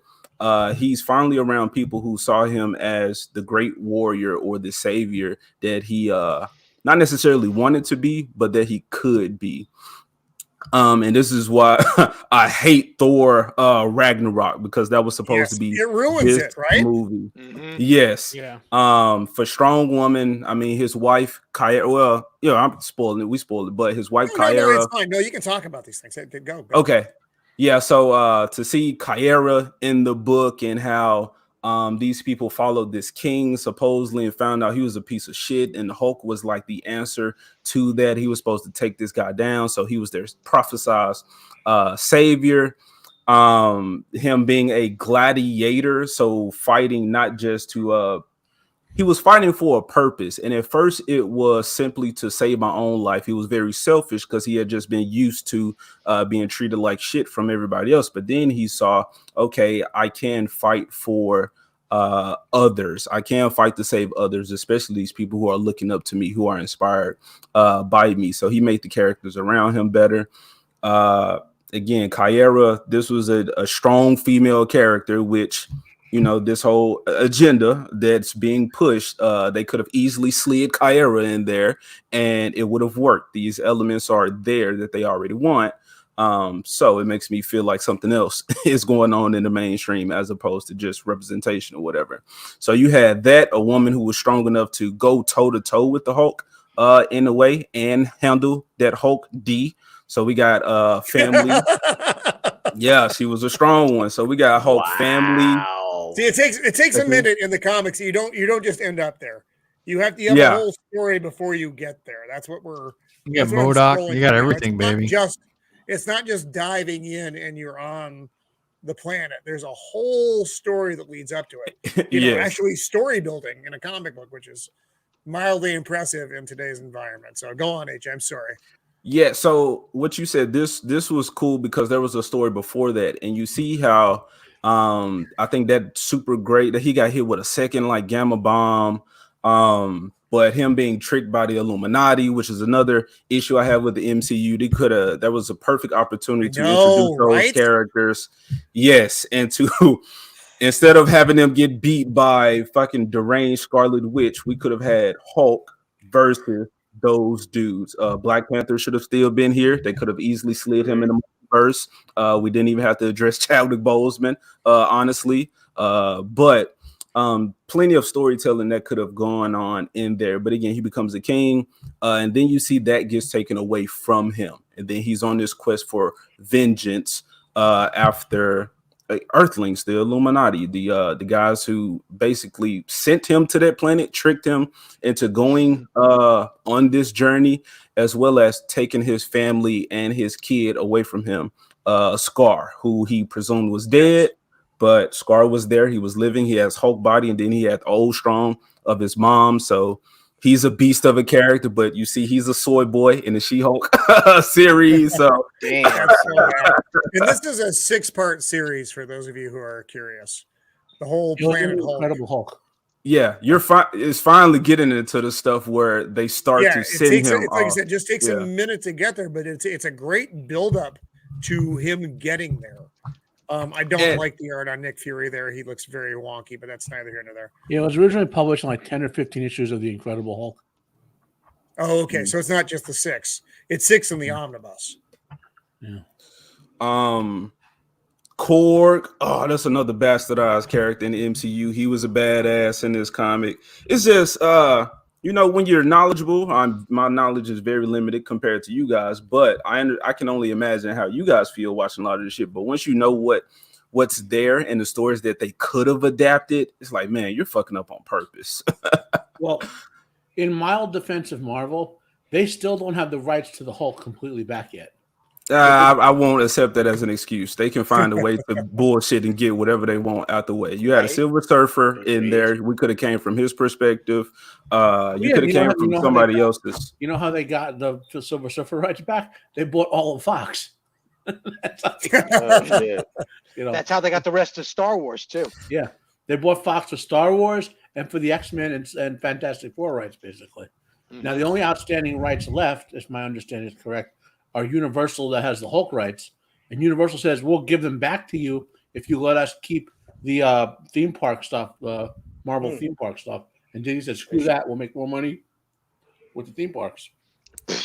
Okay, well, okay, you say that. So with the whole Namor thing, you got to change the character enough to where he's almost unrecognizable or whatever. Damn well, near. So you could have changed him into something, World Breaker. Well, no, they changed. So, they didn't have to change Namor. here we go. They just couldn't make a Namor movie. He had to be in something else. Oh, that's a great. It's like you can't make a Hulk movie as Disney. You can put the Hulk storylines in anything you want, like they did in Thor Ragnarok, and I don't know why they did that. Made it even worse. Took away. Well, it really should have been called Guardians of the Thor Galaxy or something. You know what I mean? Like it wasn't just Thor. But their version of the Hulk, there's no fucking way that we're going to get this guy out of Mark Ruffalo's Hulk. So no. I don't care what they're trying to do. I don't care how they're trying to justify that kid that showed up with the weirdo haircut. It missed opportunity. Marvel's dead. Marvel. I am black-pilled on anything Disney does except for the Deadpool movie coming out. That's it. That's the only thing. Well, you got to hope for the best on that too, dude. Jangling keys. But the only positive thing about the Deadpool film is it's going to be done by Searchlight. Oh, yeah, it's going to go under the Fox Searchlight banner. But the fact of the matter is that Ryan Fox Searchlight is still owned by Disney. Right. Ryan Reynolds is in control of it, so if they let him have his way, it'll be a good movie. But how much control? Exactly. And then even if he has his way, they can spin these things enough to where their bastardization seems right in these people's eyes. Again, Black Panther, they justified that shit. Let's kill this dude or whatever. That was coming anyway. They were going to cut out the actor. What was the actor who died for Black Panther? Chadwick. He said that was coming. They were trying to sideline him in his own movie. He said that out loud. Right. Yeah. No, that they were going to make Ryan Reynolds has the power of being the only person that can play Deadpool. There's no way to move forward without that character without him. No way. He's so identified it to himself. It would be impossible. The ad campaigns, the voice of it. He gained such a fan base for that character after that horrible first version of Deadpool when he fought to bring it back. You mean Baraka? Right. Yeah, Baraka. Exactly. Baraka. Yeah. That was not that X-Men, that Wolverine movie or whatever it was. We talked about that. That's the leverage he has. Yeah. Which, by the way, Lin Lee worked on that Wolverine movie too. Just so you guys know. So, like that scene we'll know more about Deadpool. You said what? I was just going to say we'll know more about the Deadpool situation. We figure out where they're going to film. But they film on a location, or they're going to film in the volume. That's going to be the key. Yeah. Because everything is in the volume right now. Like when you watch Ant-Man and they cut to the scene and you're like, what? It's all volume. One of the characters goes, where are we? And I said that she should just say, we're in the volume. Because that was a better depiction of what was actually happening on screen. It was just gross. Yeah. So if they film on location, it means Reynolds has more control. Yeah. Yeah. Mm-hmm. And even if they don't have the rights to a character, all of us have made the same points. There's decades of story to where they could have stretched this a lot longer. Oh, yeah. But they jumped to the all new, all different. Let's put all these characters in. I understand company and money and all that type of stuff and rights and whatnot, but they can work their way around it. They make deals and all that. Shit's possible. Whatever they want to do is possible. They didn't want to pay. Well, it comes down to Marvel did not want to pay the families of Stan Lee, Jack Kirby, and Stephen Ditko. That's who they did not. So what you just said was they didn't care to give the fans what they wanted. Correct. Again. That's the mentality. So that's what's going to keep happening. Yeah, and we all know it's over bucks. We all know Stan Lee had a lifetime deal with Marvel. That's why he's a producer still on Marvel movies that will come out after his death. Kirby, I know Kirby kind of got screwed over. I didn't follow the story on him, but it comes down to Universal's one of the few companies that can tell Disney to go F themselves, and Disney doesn't care enough about the Hulk to want separate Hulk movies. There's so many other movies they could do, and just they can make like a Squirrel movie and put the Hulk in the whole thing, and they can get away with it, because it's just the way this story, I don't. Planet Hulk would have been a great story. It would. Yeah. So big screen. And after I Planet Hulk, just wanted to push back against you, AJ, just for a second, because I think you're underestimating how Disney views the theme parks as liquid cash, and they are going to. Universal is not going to roll over on that. That's like leverage that they have, and that's the only leverage that they have. If they give the Hulk up in any way, shape, or form, they're going to have that big, massive section of it's like 1/3 of the whole side of that park. And I don't even know what you do with those roller coasters and stuff. You're going to have to rebrand that whole area, and I mean it's a massive facelift that they probably don't want to spend the money on doing. So that's a really film rights or something. They made a deal with Sony so with Universal. Spider-Man. But there was the leverage is different with Spider-Man because Sony holds all the cards there, and Sony owns the rights to like 150 characters or something. It's some ridiculous number, and it's a lot of petty characters that nobody cares about. But it's a ton of characters that most people don't care about. But Universal, the leverage comes down to they have those Hulk rights, and it's their leverage to try to keep that theme park stuff in their place. Disney will pull that out immediately. Sony has the rights to those characters locked up. Universal only has the rights to Hulk movies and TV shows, not the characters. Disney can use the characters, all the and license. They can put Doc Samson in any movie they want. They put the Hulk in. They just can't make a movie called The Hulk or a TV show called The Hulk. And as far as Universal goes, in my video for a Monday, they would be if stuff from the Warner is IPs from the Warner are looking to be sold off, Universal would have a very big interest in Harry Potter. Oh yeah. All right. So the Hulk comic that Planet Hulk led into Hulk versus X-Men, and I'm glad Pops pointed out that Nightcrawler came along with the Len Wein version because I was wondering why was he not in the original series, like why was he not one of the OGs, and it makes sense now he came somewhat later on and I guess sort of a reboot, but it leads to that story where he confronts Professor Xavier because Professor Xavier apparently was not at that meeting of the Illuminati to decide to shoot him off to the planet. So he goes to confront him and say, hey Charles, if you were there, how would you have voted? So he's fighting all the X-Men. And then after that, then you got the World War Hulk. Yeah. I hated World War Hulk. I hated World War Hulk with a passion. I loved it. So AJ, I'm gonna go lineup, man. So AJ, I'm gonna go out on a limb. You're a Hulk fan. Oh yeah, Hulk and Spider-Man. But I tried to bring some DC into the conversation if it went to that. So but that was just so Planet Hulk is that story, but how it led to all these other interactions and what Marvel and DC have as far as advantages. They have these big, beautiful worlds of characters, and if you don't like this guy or that guy, chances are there's somebody there for you. I like Planet Hulk for a lot of reasons. Yeah, I love Planet Hulk. That was awesome. I mean, not the least of which is the build up to them shooting Bruce off into space, and then him finding his way to the planet, and then all that transpires after. But it's the it's on the planet. What takes place there, that world building within world building, and I also think, and I'll go back to this, that it's a giant missed opportunity from Disney Marvel to put out a fantastic. You could have done a 3-part film with this. You could have done 1, 2, and 3, and it would have been money. Not with Mark Ruffalo because he's a cuck, but if you got a legitimate actor to play the Hulk like Ed Norton, even though he's a nightmare to work with. Perfect. I love it. Even if they don't have the rights and you said they can't make a Hulk movie, well, they got the Hulk in there with Thor. So again, Silver Surfer is in this comic, and they use Beta Ray Bill for the animated version. Beta Ray Bill. I love Beta Ray Bill.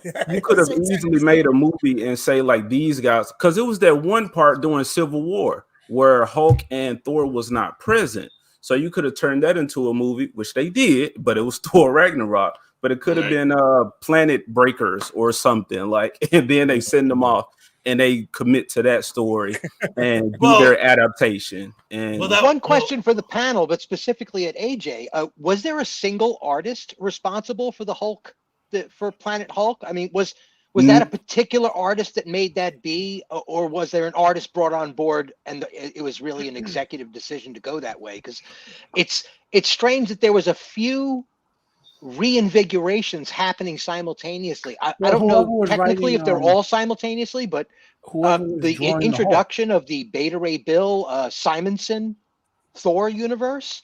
And there was another artist that did a kind of Rocketeer refacing for Iron Man as well, kind of around that same time period. And they all saw big number jumps.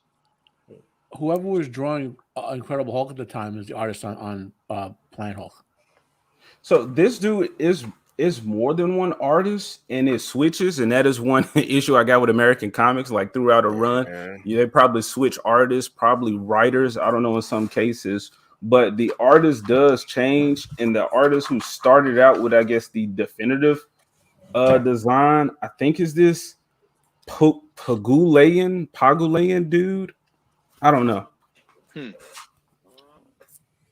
But I'm just letting it hang there so everybody can have a laugh at his efforts. I appreciate it very much. Yeah. Greg Pak. I don't know how to say Carlos' last name. Pagualayan is, I think is how you say it. Yeah, Aaron Lepresti. Lepresti did the other work. Yeah. So Pak is the writer, and then they have multiple artists. They switch throughout, and you can tell from the artwork. So yeah, that was an issue I had with the book, but it bounced back. But yeah, overall the story was amazing though. Now, I understand once you get into Hulk versus X-Men and World War Hulk, the story. I hate when you have to dumb down characters to uplift others, and you're like, hold on, that wouldn't have happened. Yeah, so you do see a lot of that happening in the book. So that's why I do say Planet Hulk, that's just pay attention to that. But it did bring some other. Wow, you just cool described stories. Every Marvel movie they put out in phase 4 and 5. Like in World War Hulk, he one-shots Hercules. Hercules had a fight with the Hulk, a stronger version of the Hulk, by the way. We wrestled him for like a week without sleeping. You get a weaker version of Hulk, one-shots Hercules in issue 3. I mean, and then it was that stupid fight with the Sentry at the end. Like it was badly written and badly drawn. The Stordo fight. So why don't you like that fight? Because I wasn't super knowledgeable of Sentry. It wasn't until after I read this where I'm like, okay, who is this guy? Let me go see you. The Sentry is another Marvel attempt to make Superman. Mm-hmm. Yeah. Right. And because basically he's a Kree Superman, basically, right? Yeah. So he was basically like his origin story was that this is a fake origin story, but that he existed before in the Marvel universe, but that something had happened. He saved everyone. And his memories were erased, right? That was Sentry Series 1, right? Then there was Sentry Series 2. We had a totally different origin, okay? And it was an origin ripped off from a character named Supreme that Rob Liefeld invented, okay? Then there was his regular series. We had another origin, okay?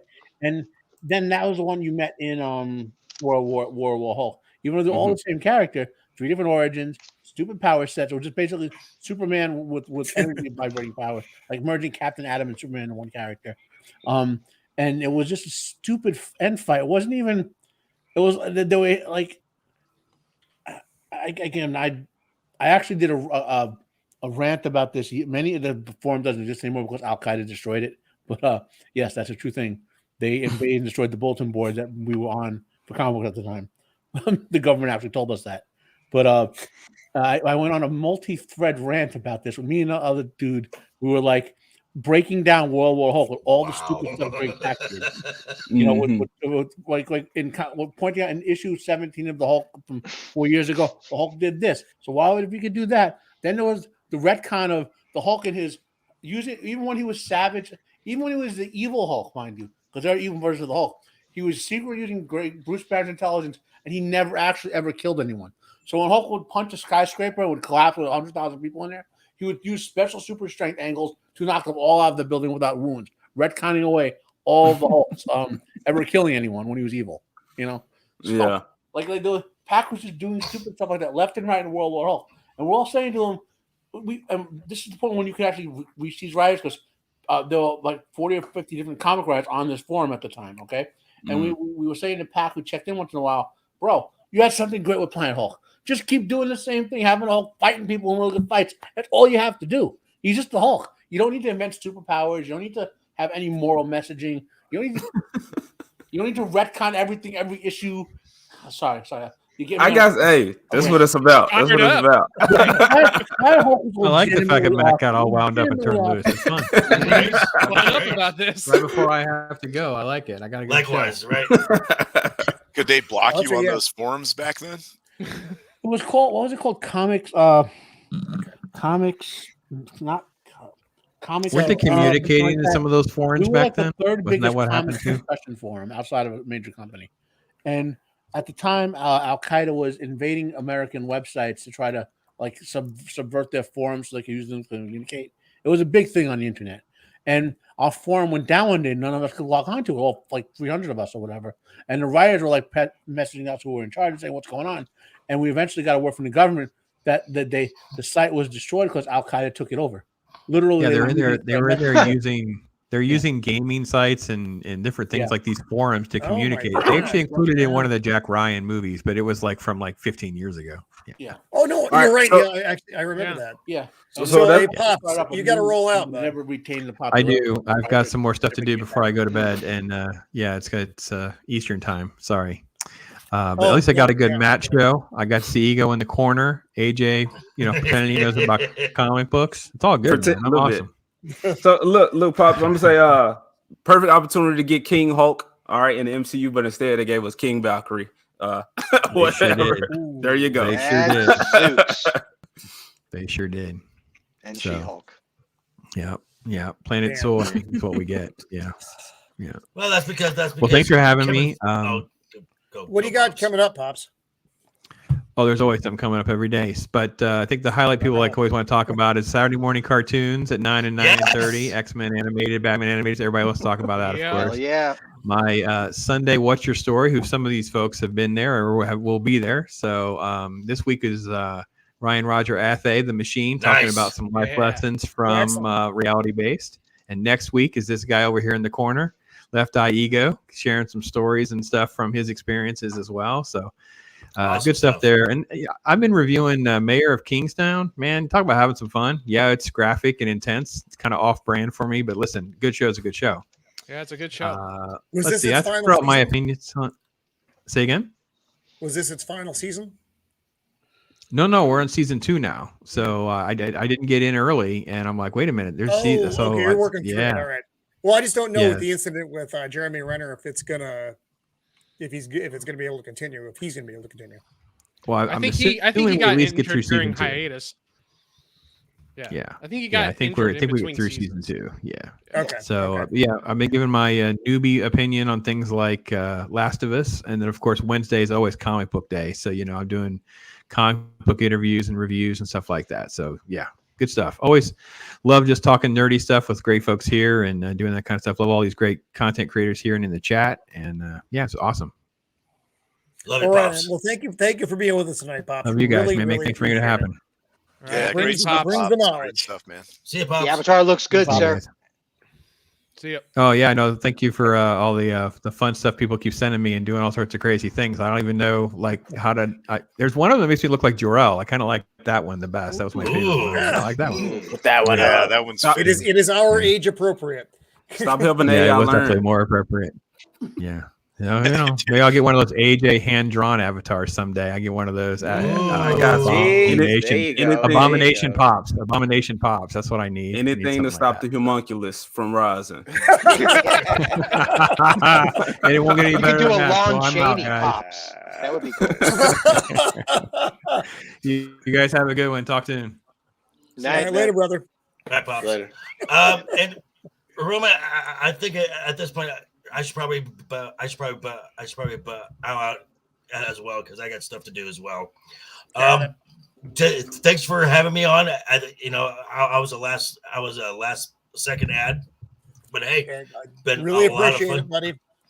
Yes, and again, everyone on the panel here, Copa and I on Tuesday, we rank stuff with Tyler the Redbeard and Static 2020, so that's fun. Left Eye, Abomination, love you guys. You guys are thank you putting out great work. Stephen, always a pleasure to have a fan on the panel here. It's always fun. Joker, man, you got the voice. You do it. I mean, seriously, I just that read was absolutely yeah, flawless. absolutely. That was a great read. You man. honored us. Gold. Mm-hmm. Well, thank you. And Roman, again, thank you again. And I will have another video tomorrow morning. I've got a few ideas. I'm not sure which one I want to do yet, but I'm leaning toward a video with my take on a video of why Marvel movies suck. That was done by someone we all know and love, the Critical Drinker. Oh, excellent. So, but yeah, so I will see you guys. I'll see you guys all soon, and have a great night, and always have fun. # keep talking, and always keep that smile on your face. Right on, brother. Nice. All right. Thank you, Toodles. Joker boys, so much. See ya, Joker. Later, Joker boys. And he gets to go home to Harley. Man, We're closer to Italian domination again. I know. Here it comes. we're bringing it. We're bringing it. Just because we have more endurance than Well, I hate to say this, guys, but I am Sicilian, at least half. So there's a lot of Moorish in me. So we got 3.5. there's some Well, crossover. I'm full Sicilian, so I could go either way. Whoever wants to buy me out can. That's right. We're an island. Well played. Well Hey, man, played. we've been on the tip of the boot of Italy since the beginning of time, man. On the tip, kicking us. And we've been I know. getting the tip Just the since tip. the beginning of time. Only the tip. And I'm That happy. boot's All right, been well- slipping. That boot's That's been been slipping outdated. on us forever. And Seriously, that man. got awkward almost immediately. So with that, Broke lefties, let's, left eye camera there. Copa Cabana. why is my man looking like blood? Which one? They're both wearing Christmas sweatshirts. AJ got jumped in. AJ I know got he's jumped talking. in. I know he's talking about me.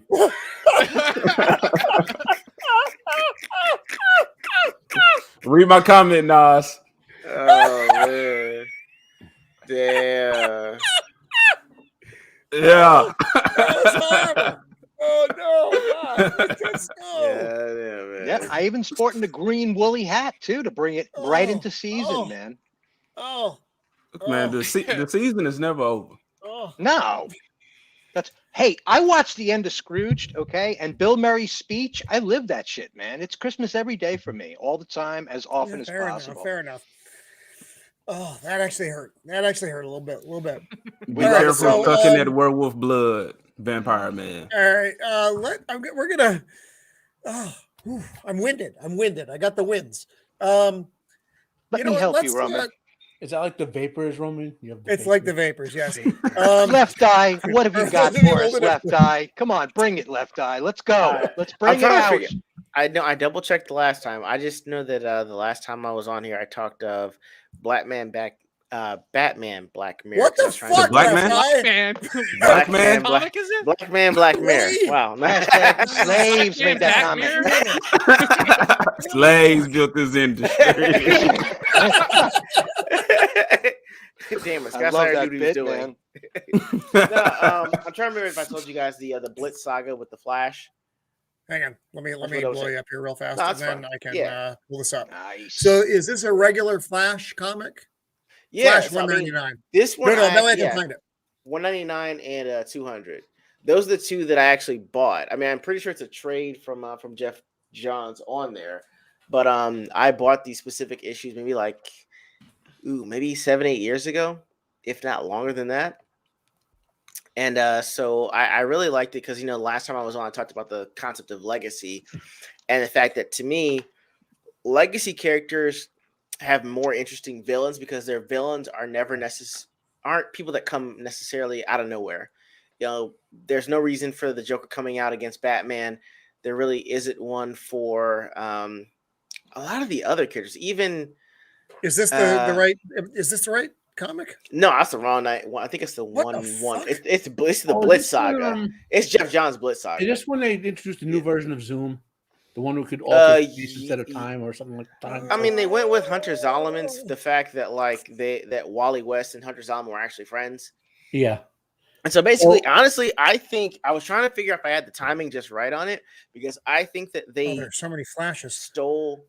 Yeah, no, I used to say Jeff It's from Johns. around the year 2000 or 2002. Is this? Yeah. Jeff Johns. Is this the one with Zoom on the cover? I'm sorry. Could you show me that one again? Zoom is fighting Flash. Yeah. Okay, I got it. Yeah. That's Wally West Flash from Wally Look, West. I'm not Wally fast West, or accurate, but I'll get you there eventually. That's fine. That Just is ask, okay. ask Mrs. the Empire. Okay. Okay. No, I really liked it because with legacy characters, a lot of times, or at least from what I've seen, their villains are actually their friends or someone that they knew. And so in this one, I was going to say that I was trying to figure out the timeline because I thought that they based the movie No Way Home for Spider-Man 3 based off of this. Because in this book, everyone in Keystone City knows the Flash is Wally West. He's told everyone. Yeah, he's been out. He's been out for years. Yeah. Yeah. At this point, yeah. So like everyone knows who he is. He's got like a nice pad in Keystone City. Everyone's cool with him being like the defender for Keystone City. And so in this book, Hunter Zolomon, I think he's working for the FBI, and he botches a raid, and his father-in-law winds up dying. And I think that his in the aftermath, his wife winds up leaving him. And so with him being, I guess, hospitalized at one point because Wally West told Hunter Zolomon he's the Flash, he's like, dude, you could do what you do as a speedster, go back in time and fix this. And so Wally's like, I'm sorry, I can't do that. I know that we're friends. Is this post Flash of the Flashpoint Paradox? This is before that. It's weird because like he does make an appearance in issue 200. Barry makes an issue in issue 200. Like that was the hard part I was figuring out was I think it is post Flashpoint Paradox, but it's like it's weird because Flashpoint Barry does show up, huh? Flashpoint is well after this. Okay, well, yeah. So Barry, this is before Barry makes Infinite Crisis and all that. Yeah. Oh wow. So yeah. So what happened is Zolomon tries to fix the cosmic treadmill and it blows up in his face, and he winds up technically getting powers to the Speed Force without having to actually access them. Like he jumps between different timelines, getting the Speed Forces. And so like in these panels here, he's like, well, hey, I'm going to make your life so bad that you're going to have to go back in time and fix everything so that inadvertently you wind up trying to fix your life, you fix my life. And so he goes after Iris West.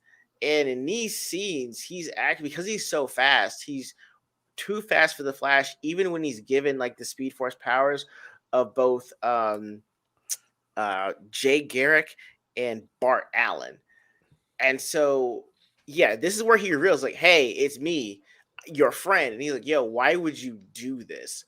And it's almost the same as a Reverse Flash had for Barry Allen. He's like, I'm going to make you a better hero, but I also want to make your life so bad that you have to go back and fix it. Because to my knowledge, Flash hadn't really suffered any, I don't want to say direct trauma, because you can say that him losing his uncle is one thing. But this is on the scale of, to me, much more hard hitting than Barry losing his mother at a young age. Like this scene right here will break you. He's like, yo, I killed your kids. Like that scene right there. Damn. He's like, I'm faster than you, I'm stronger than you, and I'm gonna make you go back in time. And even if you don't, I need to let you know they already told the news that she lost the kids in real time. And I figured out you're having a boy and a girl. That's issue 199. Issue 200 is how he like overcomes that to try to defeat him. But for me, it was groundbreaking in the fact that for a long time, even in the Justice League series, Wally doesn't really face a lot of adversity to that extent. And Jeff Johns reinvigorating the character of the Flash by making him say like, hey, my parents said that I'd never get out of my small town, so I had to get a car to get out of my small town. I had to work myself up from working in the, I guess after this, he winds up working for the Keystone City Police Department as like the police mechanic for their cars. But just to see him go through all of this, and I actually forgot to mention, now that we're in issue 200, she actually winds up giving him the Speed Force formula so that he can actually take over and beat Zolomon, but she actually loses her connection to the Speed Force. She just winds up being a regular person. And so here he's just trying to check up on Iris, and he's actually having the police department help him. And again, I like the fact that they're using their smarts here. Like, Jerry Garrick is a damn scientist. Wally understands the Speed Force intuitively because he's been the Flash for so long, but it's like, well, hey, guys, Jay Garrick, the original Flash, he knows the science on these things. And so does, I don't know if it's Jesse Quick, but she does too. And so for this one, it's saying that because Zolomon is speeding between so many parallels, he gets ripples in time that he sees. And for him, it's hard keeping up with which one he's in. And so even with all this going on, because he's so motivated, he can still almost try to handle Wally West. And so we've got her giving him the actual Speed Force formula, which I actually think is a cool concept. I understand that, being a Flash is kind of reproducible, but at least having characters show their intelligence for the power that they're wielding is much appreciated. And so these are some of the panels that show that, hey, we're willing to sacrifice so that you can take care of business because we are a family. We're a family legacy. And so, now that he's actually able to be fast enough and he was given a way to defeat Hunter Zolomon, it actually winds up being a very good show of someone overcoming something very devastating and overcoming it without actually having to go back into the past and change it, which is kind of, why I didn't really necessarily like the Flashpoint paradox. Well, okay. So just some background on what you were talking about there, Left Eye. Yeah, go ahead. So you guys, we talked about Crisis on Infinite Earths a few weeks ago on this. So after Crisis on Infinite Earths, which reduced all the Infinite Universes down to 5, there was an event called 0 Hour, which restarted all the timelines. We got rid of all the extra timelines, right? So, and after 0 Hour, another thing that was put in place in the universe, the characters, was time travel became much more difficult. Okay, so that's the main reason why the cosmic treadmill broke and everything, and the Flashes couldn't just casually time travel and universe hop and all that. So when this storyline came around, he wanted them to time travel and all that. Johns was trying to say, look, and this was them, Johns and Morrison writing, was leading up, they're preparing already for Infinite Crisis and Final Crisis. Okay, so you're in the big prep storylines for that. So they wanted to put superhero super identities back in the box, all of them, because there were a whole bunch of them that were out at the time. And then it was a series that came after this, where what's his face went around. He sexually assaulted one of their wives. Oh yeah. About, yes. Then there was another set where the elongated man. That was Identity Crisis. Yeah. Identity Crisis. That was the whole bit there. And Zoom's gimmick was, whereas all the other Flashes manipulated space in the velocity formula, he manipulated time. So he would move from point to point, not by moving through space faster, but by jumping to the point in time when he would be there. Yeah. So he was very predictable, but by someone like Deathstroke who could own him, but he was not. But someone like the Flash who had to sort of run to catch up with him, he could always say, "Well, I'm going to be the next point in time, one step ahead." Oh yeah, it was a very interesting gimmick the way they did it. It was.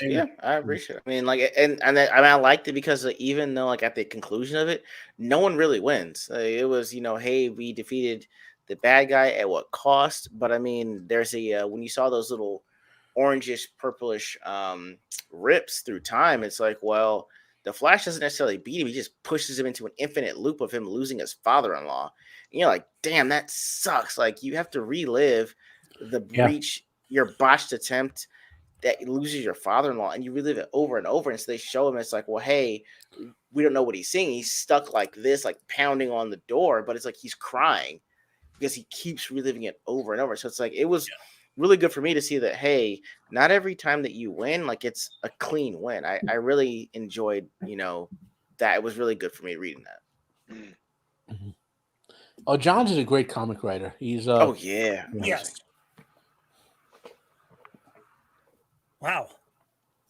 That was a great choice. And I will say just one more thing. I hate the Speed Force. I think Mark. It's a weird. Did you read like the? Okay, I'm trying to figure out. Did you read like the War of the Forces, like the Strength Force, the Sage Force? That made it even worse. I will say it was like hey, like it's like well, hey, the Speed Force isn't the only force, which would make sense, like in terms of like math, physics, whatever. It's like well, hey, there's a Steel Force which slows everything down. There's a Strength Force which hey makes you super strong. And there's a Sage Force which is like knowledge beyond knowledge, almost damn near telekinesis. That was the same opportunity that when they made all the lantern colors, 7 of them. You know when they made they just. Yeah. Are you saying it's the same or are you saying it's worse? It was the same sort of like instead of using existing concepts, right? Like they had a whole bunch of new gods who they could have drawn on, for example, for these powers. They just made the Speed Force and the Strength Force and whatever. Or they made Green Lantern and Red Lanterns and Orange Lanterns. And I'm confused. Or so are you hating on the Lantern? No, I like the original Green Lantern. Right? Okay, I was gonna say we're gonna have a problem. Then. I like the Flash a lot. The Flash is one of my favorite all right. It was gonna be beef there. Okay, great. I hate the Speed Force. Vegetarian, no beefs. Okay, it makes it detracts from the awesomeness of the Flash to have the Speed Force. Okay, that is fair. Yeah, that is fair. How would you explain it then? How else would you explain it? The original Flash was a mutant, and that's how his powers worked. The second Flash, Barry Allen, was in an accident with a lightning bolt in chemistry, and he had a science fiction superpower. Same way Spider-Man got a radioactive spider by him, and it's just a complicated explanation. Right? That is fair. That's fair. I will say the problem with DC is kind of the opposite of Marvel. Marvel does so much world building, the stories suck, but DC does so much great stories that the world building sucks. It's like, hey, how far is Metropolis from Gotham? Yes. Which continuity and which Gotham and which Metropolis? Yeah, exactly. Right. You're not wrong. Right. Well, it's just across the bay. No, it's not. As he was explaining the Strength Force and the other one, whatever Mind Force, I was like, "This is some of the dumbest shit ever, man." AJ,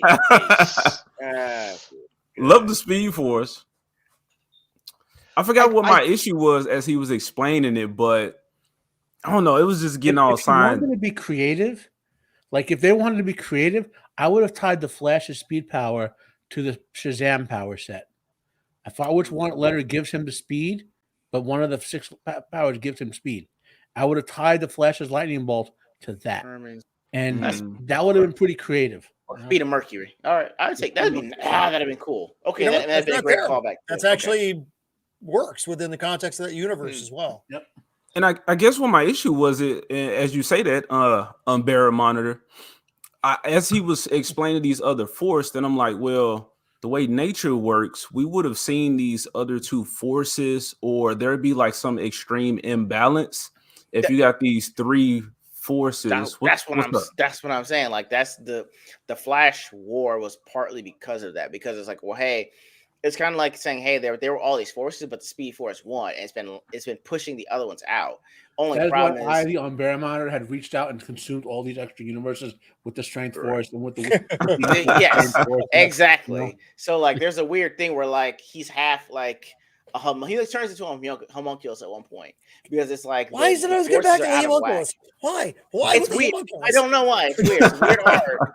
But it's like Barry Allen gets super jacked because he gets hit with the Strength Force and doesn't know why. So it's like, well, hey, the Speed Force is dying because the other forces are like coming after him after the barrier between reality. I know. That's why I consider one of the stupidest people in internal dialogue in character history, right? So there was the Wally Flash was going to race Superman, and Wally thinks, I could use the Speed Force to drain all his speed, but I'll still have all that momentum and I'll crash through the earth and destroy it. Yep. That's fair. Yeah. That's totally illogical. It's not like that's an illogical statement of logic. It's like, but that was actually in a panel. And I was like, and I thought at the time, Mark Waid, you should have just crashed on the way to work that day before you wrote the Speed Force storyline. Because he was already on my crap list, Wade, for writing that horrible Superman Birthright series. when Superman got soul vision and became a vegetarian because everything except plants had souls. Jesus. And that's he doesn't know that plants have souls. Come on, man! What a bad writer. This is in the universe where we've met living sapient plants before. Right. Keep that in mind. Mm-hmm. Not to mention post Tolkien. Lord. Oh, that's horrible. So, Copa, moving on past the plants with souls. Let's, please, for the love of God. For the love of God. I picked something from my childhood. I don't know how groundbreaking it was back in the day, but it was groundbreaking for me because when I read this series, which is X-Men's Fatal Attractions, it was like watching watching Adam West, like that's crazy. How campy that was, go real dark real quick. This is one of the more darker X-Men's to ever come out. And if I remember correctly, it was like a cross promotional thing. Like it expanded through X-Men, X Factor, Excalibur, I think had some of them. Was New Mutant still around? Wolverine shot. So the reason why this one sticks out with me, for the most part, is Magneto finally rips the adamantium out of Wolverine's body and damn near kills him. I think prior to this too, like I think in the X-Force Fatal Attractions, he actually almost tears apart Cable as well. And that part, if I remember correctly, is so gory. Like Cable barely teleports away from Magneto before he completely just annihilates him. He pretty much crushes him into mostly a goo where you barely even recognize Cable anymore. I don't know what these guys were doing. I don't know what dark place they went to, but it was excellent. What year is this? Man, what year is this publication? Gee, I want to say I was like 10, maybe 11 years old when this came out. So I want to say it was like 92-ish. Yeah. Okay. Yeah. So then Dark Knight is to blame. The Dark Knight. Frank Miller started something in the late 80s that really just echoed and echoed and echoed. The edginess just got edgier. Yeah, this is edgy. So apparently Magneto was dead for quite some time before he shows up as this leader of a sanctuary in space, sort of like a space station. Asteroid X or something like that. What's that? Asteroid X or Asteroid M or something like that. Yeah, like Asteroid M was supposed to like smack into the Earth and kill him or whatever. I can't remember. He eventually crashes into the Earth. Right. So they all thought he was dead, but really he was building the space station or took over the space station, and he was offering safe harbor to any mutants that wanted to join. But he hasn't really revealed himself. I think they call him like the chosen one in a lot of these books or whatever. So some people come and join. I forget what the space station was called. I'll have to look it up. I want to say it's like Avalon or something like that. Avalon? Yeah, I want to say like where they're harboring the acolytes who are recruiting everybody, all the mutants to come up. This led to another storyline. I remember reading it. The space. I just don't remember it in detail. Yeah, this bleeds into. You're done. This bleeds into Wolverine leaving the X-Men. So he leaves the X-Men after he gets the adamantium ripped out of his off his bones, and he's so distraught and he can't. He knows he doesn't have his stuff anymore. He's completely lost his confidence in being a team member. So he just leaves the X-Men. And I want to say for a whole like year or so in just the Wolverine comics alone is just him going around fighting with a sword. And then every once in a while, every once in a while he'll pop his bone claws out and try to smack someone across the face with them, and then he'll break his bones across someone's face. And you can just, and then he winces at pain, and then they take advantage of him. But that was in the original Wolverine run after this. But yeah, like just seeing my favorite hero, my favorite X-Men, just get totally destroyed without actually dying was something to behold. And then it was really graphic to watch that animanium get pulled out of him at the end there. And I think like my 11-year-old brain was like, why didn't I think of Magneto being able to do this before? But they really made Magneto someone who is very dark, and I think this is where he became like the true villain for me. But also Professor X has this dichotomy going on in this one where he doesn't know whether he should kill Magneto for what he's planning on doing or not. So he has this kind of dual nature of, should I end this once and for all with Magneto or not? And then when Magneto finally pulls, because Wolverine almost gets him. So if I remember correctly, Jean Grey and Professor X have Magneto in some kind of mental lock. And then Wolverine is about to just snick, cut his guts wide open. But at the last moment, Jean Grey has this moment of clarity, I guess, and she lets him go. And that's when Magneto notices that he almost got killed by Wolverine. And that's when he rips the animanium out. Yeah. And at that moment, if I remember correctly, that's when Xavier was like, no more. And he memory wipes Magneto to where he puts him in a coma for good. So he completely makes him lose all of his memories of who he is, and they leave him in a coma. You get the clone well. of Magneto Stark after this, Joseph, and all sorts of weird stuff that came out of it. Yeah, I want to say this is where you first see X-Men team up with the Avengers. This kind of bleeds into with the Avengers as well. I can't remember why though. I just remember after that's when you saw like X-Men teaming up with the Avengers. But yeah, they completely mind wipe Magneto and put him in a coma. Colossus turns sides because his sister dies at some point, and then Magneto kind of convinces him to come back up to the space station to Avalon.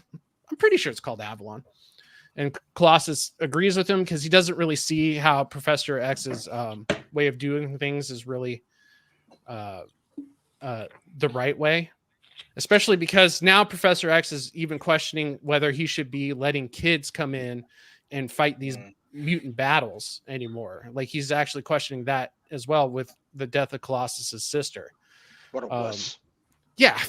Mind you, his sister had almost killed the entire planet herself. Right. A year ago. Loser. I'm not joking either. I'm sorry. It's like you think about some of the incredible events that young people help to transpire. What the fuck with this slide? The number of times that a person under the age of 21 saved the entire universe in the Marvel comics. This slide right here is the exact reason why I brought it up. There it is. That's was Flaccid still out there? Lacking. Wow. That's some yummy. He may have visited, I don't know. Why is it yellow? Something went on here that is not good. I think Nightcrawler with the Jerry curl earlier looked way better. Yeah, dude. He's got that soul glow. Yeah. That's like a 6-pack and a couple of kegs. I have a funny anecdote about this Wolverine adamantium thing. About 7 months before it came out, I was at the comic store I went to. I was kind of helping out there, and I was talking with Scott Waddell, John Byrne, a couple of the X-Men writers at the time. I don't remember who. There were 4 of them X-Men series, and I was working with 3 of the writers. And the rumor was that something big would happen with Wolverine in about 10 months. And I'm with Kibitz, and I said, it would be funny if Magneto ripped this adamantium out. I just said it like that. Didn't even think about it. And then I didn't think about it. And months later, I got a postcard from not Waddell, but the other writer. It was X-Men and Uncanny X-Men. Whatever one Waddell was writing, he said, "You were right, bro. That's what we did." Dude. They didn't say I would have invented it. They said you were the only one of the people who predicted it. Right. So like I'm 12 years old, and then Magneto does that to Wolverine. I'm like, why didn't I even think of that? Like that totally makes sense. What issue that was in, Copa? I want to say it's the second to last. Oh, issue. So it's later on. Let me. I'm going to jump ahead because these are all. Yeah, because it's a fucking that panel is excellent to look at. Let me see if I can find that. There's Magneto. I believe it's this one. The Thing wearing a towel because you don't want to see his big thing cock. All right. Yeah, unlike the epilogue panel we just looked at. Nightcrawler cut his hair. What is he doing? Did he? What is he doing? Yeah, so they're about to attack Avalon. So yeah, it's this one. It's this is where it happens. Yeah, because that's right. Professor X gets in a suit that can make him stand. So he becomes an ableist. Why didn't you just wear that fucking thing all the time? Exactly, right? And so they all know, so they all know they're going on a suicide mission. It should be coming up soon. Colossus sees that they're coming up and he doesn't say anything as well. So he's still kind of like trying to figure out which side he's on here. So the only reason why they can teleport in there and kind of sneak around. I don't know why they brought Gambit though. X gets a shave in this, which I find irritating. But it wasn't in Uncanny X-Men. It was in X-Men 25. Look at that. Copa, I think the reason why they brought Gambit in was because he sold comic books. Yeah, because what's his power? He touches things and they explode and they bring him into a space station. That makes sense. That's perfectly good. E.G.O had to leave out. Oh, wait, did E.G.O beam out? Oh, yeah. No, I missed it. Oh no. Dang, dude. All right. Bye, E.G.O. Later, bro. E.G.O's just gone. He just leaves. It was that naked shot of Cortez there, Fabian Cortez. It just horrified him, and he had to go. Oh, yeah. You couldn't handle it. What the fuck happened to my screen? Talking about Homunculus. I'm having a moment here, guys. And Homunculus has got him. Yeah. No. What the absolute fuck? So Shieldwall, I knight the counting the times Roman has technical issues. You are now dubbed the counter. You need to maintain some track. No, something bad happened as administrator. It was John's job, and now it's yours. What did I do? How did I even do this? I don't. My screen is like bonkers as fuck right now. Oh no. It looks fine on our end. Yeah, on your end it looks fine. On my end it looks like you guys are all retarded small. What do you just call us? Not like homunculus, but pretty small. Yeah, that's it. The homunculus Did you press the button and make all your windows tiny and put them on screen at once? Roman, did you push the Flaccid Phoenix button again? I don't know what I did. Whatever I did. Wait, it was almost there. We were there. No. There. No. Ladies and gentlemen, experiencing technical difficulties on one of the windows, with Roman of the Empire. You click on any one of the windows. This happens. God damn it. There's a window key that will reduce all of your windows to thumbnail. That may be better. All right. We'll call that better. It's not great, but it's better. I'll take it. No, everything was all. It doesn't matter. It doesn't matter. I'm like 150 fucking years old. It's fine. Anyway. It doesn't matter. Well, Invader Zim is definitely laughing his ass off. I know Zim is a girl actually, and yes, she would be laughing her ass off. I want to get to the point where we're ripping out StephenRansom here. Yeah, it's coming up soon. Oh, we're about to get naked Magneto chest. I like me some Magneto. Oh, that's right. Because whoa, Wolverine's like buck ass naked too. Here it is. Look at that. There's another panel I think after this one where it's even worse. By the way adamantium works, that should be impossible. Why so? You could put adamantium in a star, and it wouldn't bend it. Well, how did they get it on Logan? How did they get it on Logan's skeleton? Will barely dent it. Yeah, Magneto could flex it. And I've always wanted this. So how was it? Because I understand after it's cooled, then it can't change form after that. How was it melded to his bones? Is it not melded to the tendons? In liquid state. If you go back and look at the comic, like they submerged him in it and guided to his bones and pulled off the excess.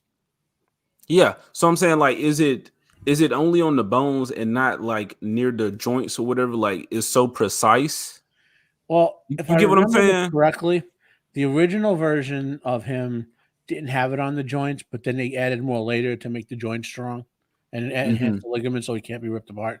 After the Hulk ripped him in half or whatever, They went and buffed him again. Yeah, look at that. I guess there was a flaw with their Weapon X, you know. Poor Logan. That's Ow. it. Ow. Right. And then after this, we got Bone Claws. Yeah, you got Bone Claws. This is the first time you actually notice. You actually figure that. And, This is the first time they here we go. Confirmed that he has bones for claws. Yeah, and he just pulls it through the skin. Yeah, man. Oh, it's all sorts of fucked up. This one. Here he is, like in theory, but the adamantium was supposed to be magnetically resistant too. Like it's hard to manipulate to move. Like in theory, he could fling Wolverine around, but he can never really make Wolverine bend very much, like even at his joints. But now he just rips it out like it's made of confetti, and But yeah, he must have gotten a power up. He must have understood metal. Oh yeah, that's right. Level. So I do remember this now. He because he was in space and they messed with the polarities of the magnetism of the Earth or something like that. Thor and the Silver Surfer can do all of Magneto's powers, but to a higher degree, and they couldn't do that to adamantium. That's been shown on screen, on camera, so to speak. Mm-hmm. Maybe they go ahead. Maybe they got the ability like Galadriel did in Rings of Power to just understand metallurgy. I mean, maybe Magneto's ultra buff physique would help them do it. You got that cosmic upgrade. Yeah, man. I guess if you take enough steroids and get the muscles, it buffs your magnetic powers. Yeah, man, so been right sniffing that moon rock up there. smoking moon rock. Smoking moon rocks up there, man. Again, they had to do something with Wolverine. He was still so viable as a property. They had to do something radical to change him up and make him more. After this, we got an even more brutal Wolverine. He was never in costume pretty much all the time. He was constantly shifting into like badass Wolverine with his bone claws sticking out. And it's like he was reinvented. So here he's in the, what do they call it? The war room? I can't remember. Danger room? The danger room. Yeah, they're in the danger room and he's trying to see if he still has his stuff. And right there is the first time he fucking retracts his claw or pops his claws out in the bone. Right there. Yeah. And what's cool about this moment is we didn't know that was possible. And because of Logan's lack of memory, he didn't know it was possible either. So it's so cool. Man, that's crazy looking. Yeah, that's beautiful. Yeah, the artwork back then. Good grief. That is so good. I love this period in comics where the lines got really, really, really, really thin. Here's the color took over. Adamantium is a failed attempt to recreate the material Captain America's shield is made out of. So now he's popping his claws every once in a while just to keep the ports open. So, but don't they close anyway? Yeah, they keep closing. So he keeps popping them open just to keep the ports open. Is his healing ability diminished or something? No, it's massively jacked up. Yeah, because the same concept still applies with the adamantium. So why is it so? The premise was they said that the adamantium would actually inhibit his healing factor. So he started super healing, and which technically is stupid because he was super healing before that. But and he started mutating. Yeah, I remember seeing an issue where he was destroyed to just like a little brainstem, and he came all the way back from that. Well, X-Men Annual 12 or something like that in the 80s, he got completely disintegrated and regenerated from an atom because it was exposed to the Shi'ar crystal energy. And it was that Wolverine, his mutant power was to regenerate from anything, as long as any piece of him existed. That might have been the one I saw. It was like a one-off. I remember reading it. It was as an annual, yeah. And Matt has trouble with the Speed Force. The problem with the Speed Force was the Speed Force makes him fast. I mean, and Wolverine's healing powers are atomic. But that's actually tied into the whole concept of the X Factor and the Celestials. I could go off on this for I'm just teasing, and I have no doubt, Matt. It's not going to be Eternals and Deviants. He has the answer. and mutates for some new. Marvel actually, up until the early '90s, had a pretty well developed cosmology. You know, is the Speed Force, you don't like it more because of how it can just alter the storyline? It was just something that made him fast. It wasn't like tied into some sort of it's the idea of the concept, or it was just, well, he has a special force that makes things fast. Mm-hmm. I have a special force that makes things Pepsi. That's the same type of thing. Like, so I'm not just give you the power to drink Pepsi, but a Pepsi force. No, not Pepsi. You know, carbonated. Yeah, Pepsi's too specific. Yeah. Well, when you bring up the fact that he was trying to he thought about tapping into Superman, but that's stupid because Superman's fast because he's strong. That's why he's fast. Yeah, but you created down this thing around because he said he could take his speed away, but he'd still have his momentum. Right now, in physics, if you have speed, you have momentum. So yeah, technically that's impossible. But by the way the speed farce works, I always call it the speed farce. Okay, is he could actually do that? He could take away his speed, but not his momentum, which because he's done that to people before. That's why the line was even stupider. I read a lot of the Flash. I love Barry Allen as a Flash, and and I read the first 150 to 200 of Wally's comics as the Flash, even with all the stupidity of Mark Waid writing many of them. Sorry, but anyway, hey, you're so spun up. Keep going. That was exhausting. They brought back the fact that Wally had to eat a lot of food because of his super metabolism, right? So he's always running around eating, right? But then you don't take into fact we talked about that in junior college. Where's all the shit going?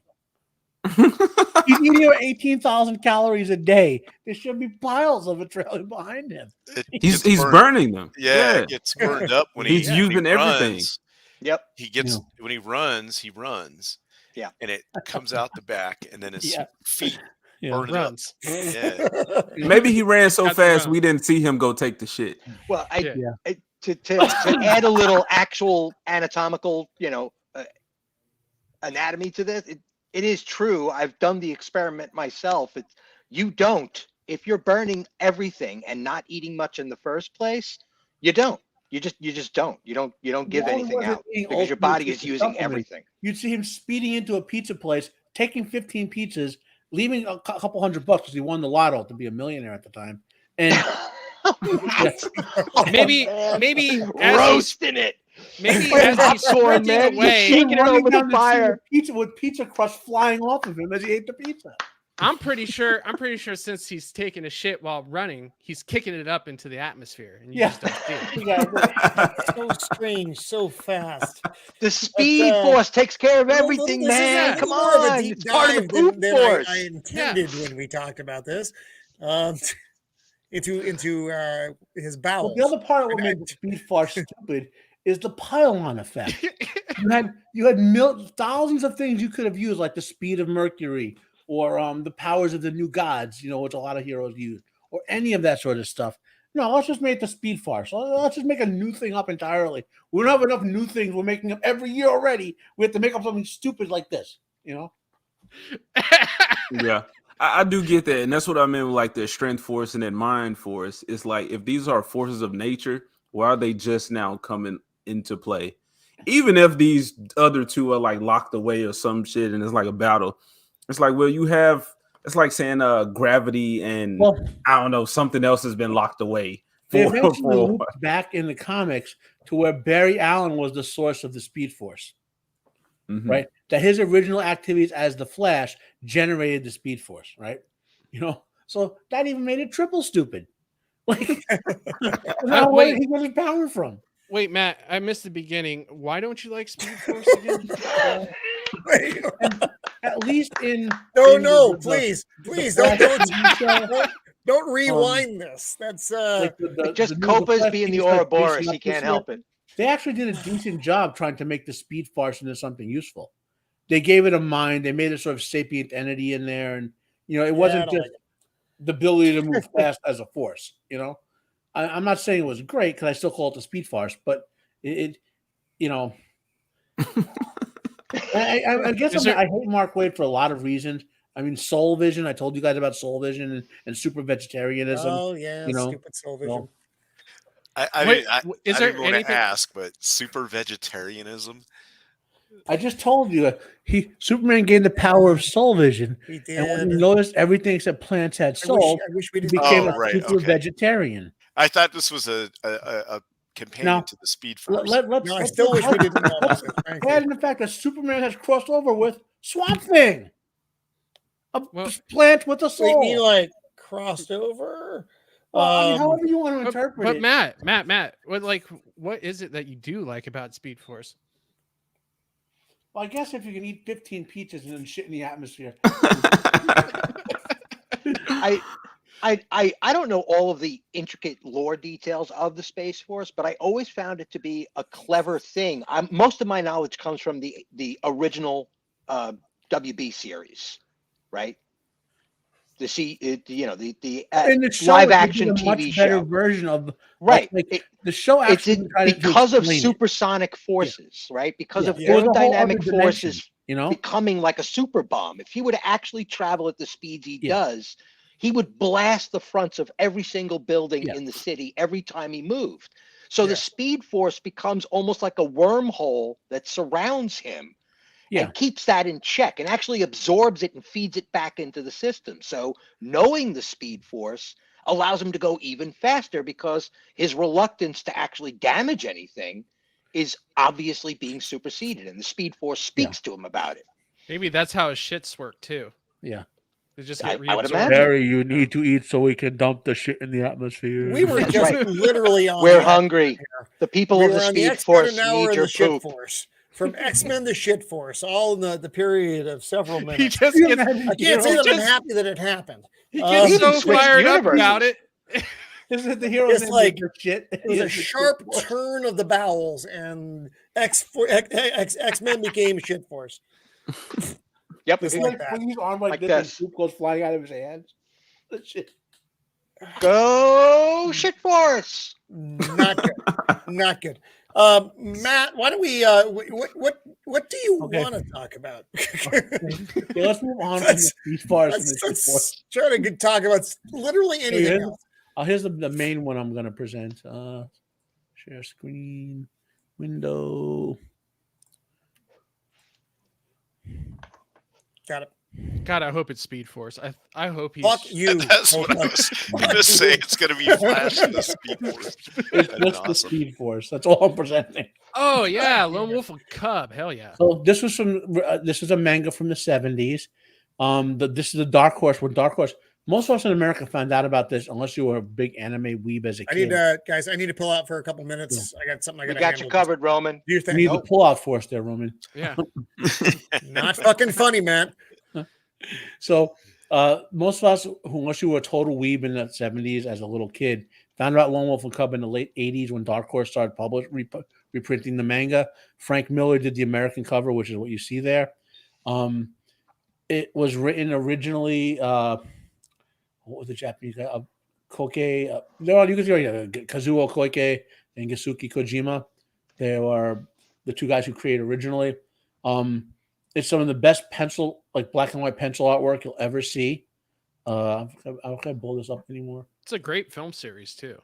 Well, the TV show and the movies there's a TV show, and I've actually found both. I'm missing one of the movies, but I think the movies are out on Blu-ray now. I'm going to actually buy them.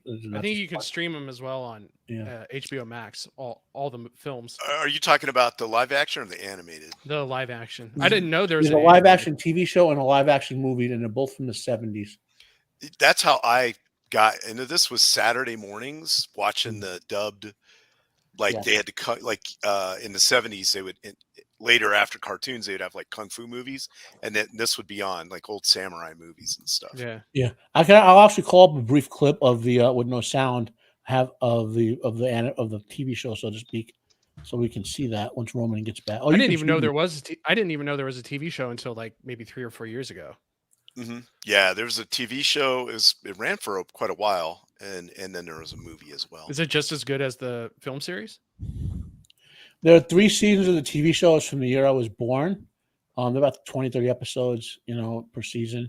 I'm just going to grab I'll grab the first episode. And I think they're pretty good. I mean, they're not every one of them is perfect, but they're good. It's a good series. Is it Japanese or is it? Yeah, it's American? Japanese. Yeah. Totally Japanese. And yeah, so lots of like over the top blood squirting when you slash people kind of stuff. Oh, that was big in the 70s in Japanese. Yeah. Like, I was interested in this. So let me call up the see if I can get this shown for you guys. We remade it later as what was it called? Road to Perdition is Lone Wolf and Cub remake. Right, yeah, there's a lot of parallel stories. Like kind of like Logan is almost. Yeah. What happened Mandalorian is another one too. Mandalorian's a big Lone Wolf and Cub ripoff. Where did there he is. I clicked on the wrong window, guys. Yeah. I was like, where'd he go? Let's try. There we go. So I have it muted. Can you guys see that yet? No. Well, I just shared it. Someone's got to call it up. Either Shieldwall or Roman. Oh, yeah. So this is the Lone Wolf and Cub TV show. It's muted with subtitles, so I won't. He shouldn't get copyright struck or anything. But this is kind of what it looks like. Obviously, let me make it. Maybe if I make it a little smaller, the resolution won't be so horrible. I think it's not. I think it's barely like NTSC. There he is with the baby, the cub, so to speak. Cool. Yeah, I'll skip around and we get some fight scenes. Here's one. Yeah. I can't remember. I think it's the 16th or 17th century is what it's when it's set. Do a little skipping around here. In my werewolf research, I came across this and was interested, but I didn't know if I wanted to dive in. This has nothing to do with werewolves or cubs. Yeah, I know, but the wolf, they recommended it to me. So the little baby buggy thing he's got, it has like darts that shoot out of it and hidden knives and stuff on it. Yeah, man. Nice. And this is the actual movies. I'll share up here. Let me know when you guys can see it. Have a good one, Invader Zim. Later. Now somebody got to pull it up. Shieldwall. Peace, Invader Zim. So this is the actual movies. Very high production, different actors, obviously. Yeah, it's got some famous actors in it. Yeah. If you've watched Japanese movies, you know who these people are. Mm-hmm.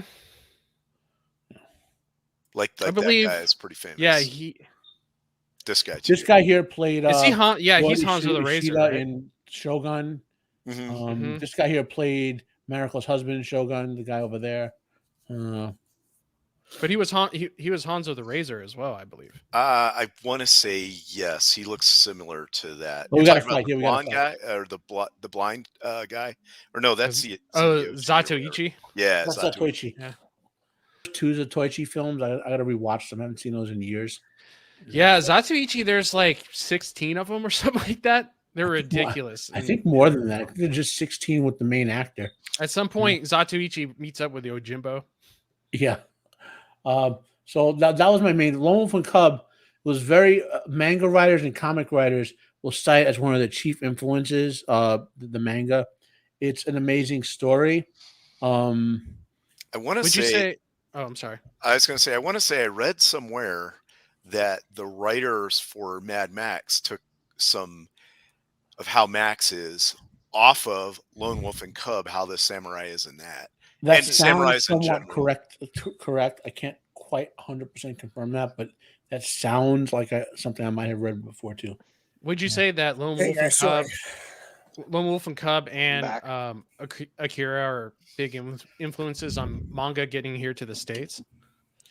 Probably the biggest influence in manga or anime getting to the States is Gigantor. So how many copyright strikes did I just incur? About 13 of them. We used the shift bar.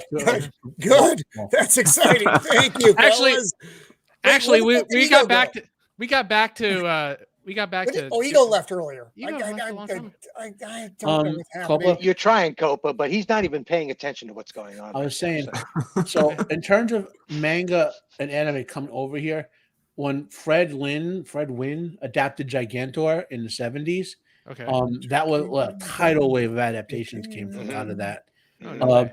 And then the next thing the adaptation that came was G-Force and Battle of the Planets. Those got a lot of Americans, Gigantor and Battle of the Planets. I was always under the impression that it was Akira, and Akira was the 80s.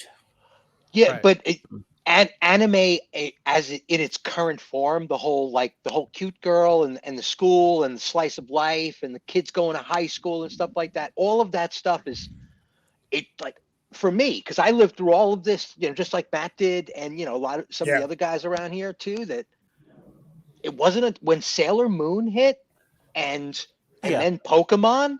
It just became unreal. So it just became pattern, surreal how much it exploded. If you I didn't know what the fuck a Pokemon the was. pattern was It's my childhood right there. Exactly. Gigantor, then Battle of the Planets led to another big explosion. Then Robotech adapting Macross, early 80s, and then Sailor Moon, late 80s. That was what got every freaking American. There's some other stuff in there like Rankin Bass who doing like you had Ultraman, right? You Ultraman had was Star always rated Blazers. a TV show, but it was only ever really syndicated here. And Ultraman was always caught up the way Macross was because the Japanese companies until the late 90s never cared about international rights. So some Korean companies would always buy up the rights to all their stuff. And if you wanted, like, I saw Ultraman 7 as a kid, which is the second Ultraman series. Years before I was able to see Ultraman because of the rights issues. And now finally in the last 7 or 8 years, all the Ultraman stuff that's new and very old can come out. But all that stuff in the middle is still barred because of these Korean rights, Yeah, there's the point that's really to be made about the stuff in the 80s. When that stuff started happening, we were introduced because we were loving what we were seeing so far, right? But it was giant robots and guys in tight costumes with crazy gear and stuff like that. But Robotech and then Sailor Moon and Pokemon, for me, it was like next level. This is a whole different voice. This is something entirely different. We're not getting this anywhere else on the earth. We've never Robotech was such a seen drastic anything change like from this. American cartoons. I mean, I remember when the Zentradi killed all the people on the planet. I don't know, a few things that made me cry. Yep. And they literally exterminated on the screen billions of people. Yeah, and they had to escape on the ship, and then you also had Voltron, which Voltron was a huge when they killed off Lance until they brought him back later because people cried about it. So what about Ninja Scroll? Because I know my dad he raised me on that. Yeah, it was kind of happening at the same time, and it was because of this stuff going on in the 80s that Ninja Scroll had a clear gate. The manga for Ninja Scroll was around for a while, but the anime was the 80s. And so it was that. I guess the point I was trying to make about those Ultraman shows and stuff is that got people into the Japanese. Well, the king of all, got everyone in Japanese stuff was Godzilla, obviously. Right. Well, but they got him into that. Then you had Voltron, and you had what was the English? You just were saying it for Robotech. You had Robotech. You started having all these other ones come in, and then so that got people into it. And then the 90s came out, and you started getting Sailor Moon and all these other things. And that's when I started seeing people buying manga, like looking for manga, getting manga, and buying it. That was Lone Wolf and Cub. Lone Wolf and Cub in the late 80s, Dark Horse started publishing manga with Lone Wolf and Cub and 2 or 3 other series, and it exploded. It just exploded. Like I said, it just became surreal because the money started loosening up. Investors were taking notice of how much cash was being raised. It hit just at the right time because American comics were on the way down the drain, and you have popular stuff like Naruto starting up in the late 90s, Bleach with Shonen Jump, Sailor Moon. Sailor Moon literally just finished writing. I'm so happy. I'm going to buy the Blu-ray of the Sailor Moon to come out this summer for the final arc finally being animated. I have a review of the first volume of the best Blu-ray version of Sailor Moon out there on my channel, guys. If you want to go check that out. But it anyway, to get back to what I was saying. Yeah, and Mags and Zach, is it Mags and Zach's? are going to do it? Who's going to do that? Mags is watching Sailor Moon with is she? one of I didn't know she was one of the watching gang over there.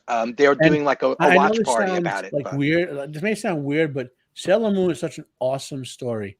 Like there's a moment at the end of the first season when, so to give you guys a summary of the plot without going crazy over it, many centuries ago, the moon ruled the solar system. They were the Silver Moon Imperium, basically, right?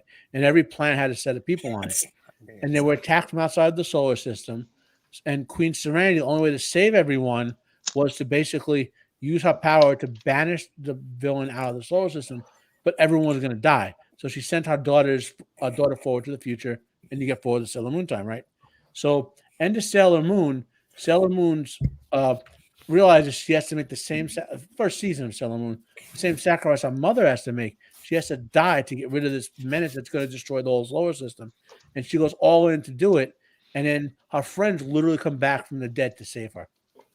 But my question is what the hell does this have anything to do with Speed Force? Well, she tapped that's how she did it. She pulled out the silver Speed Force crystal and just tapped it. I'm going to admit, I don't know what a Sailor Moon is. All right. I remember it being big when I was in high school. Sailor Moon. Yeah.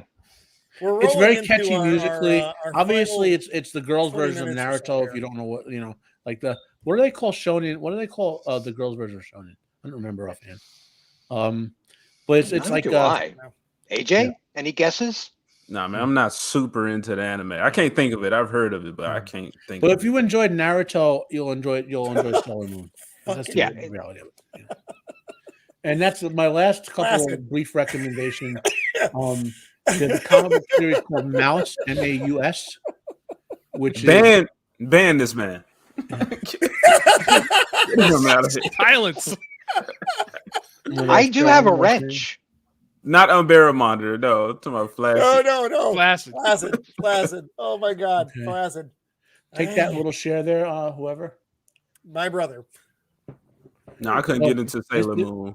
This is another comic book. It's very influential in terms of historic comic books. Yeah. Art Spiegelman wrote it. It's about his family's experience with the Holocaust.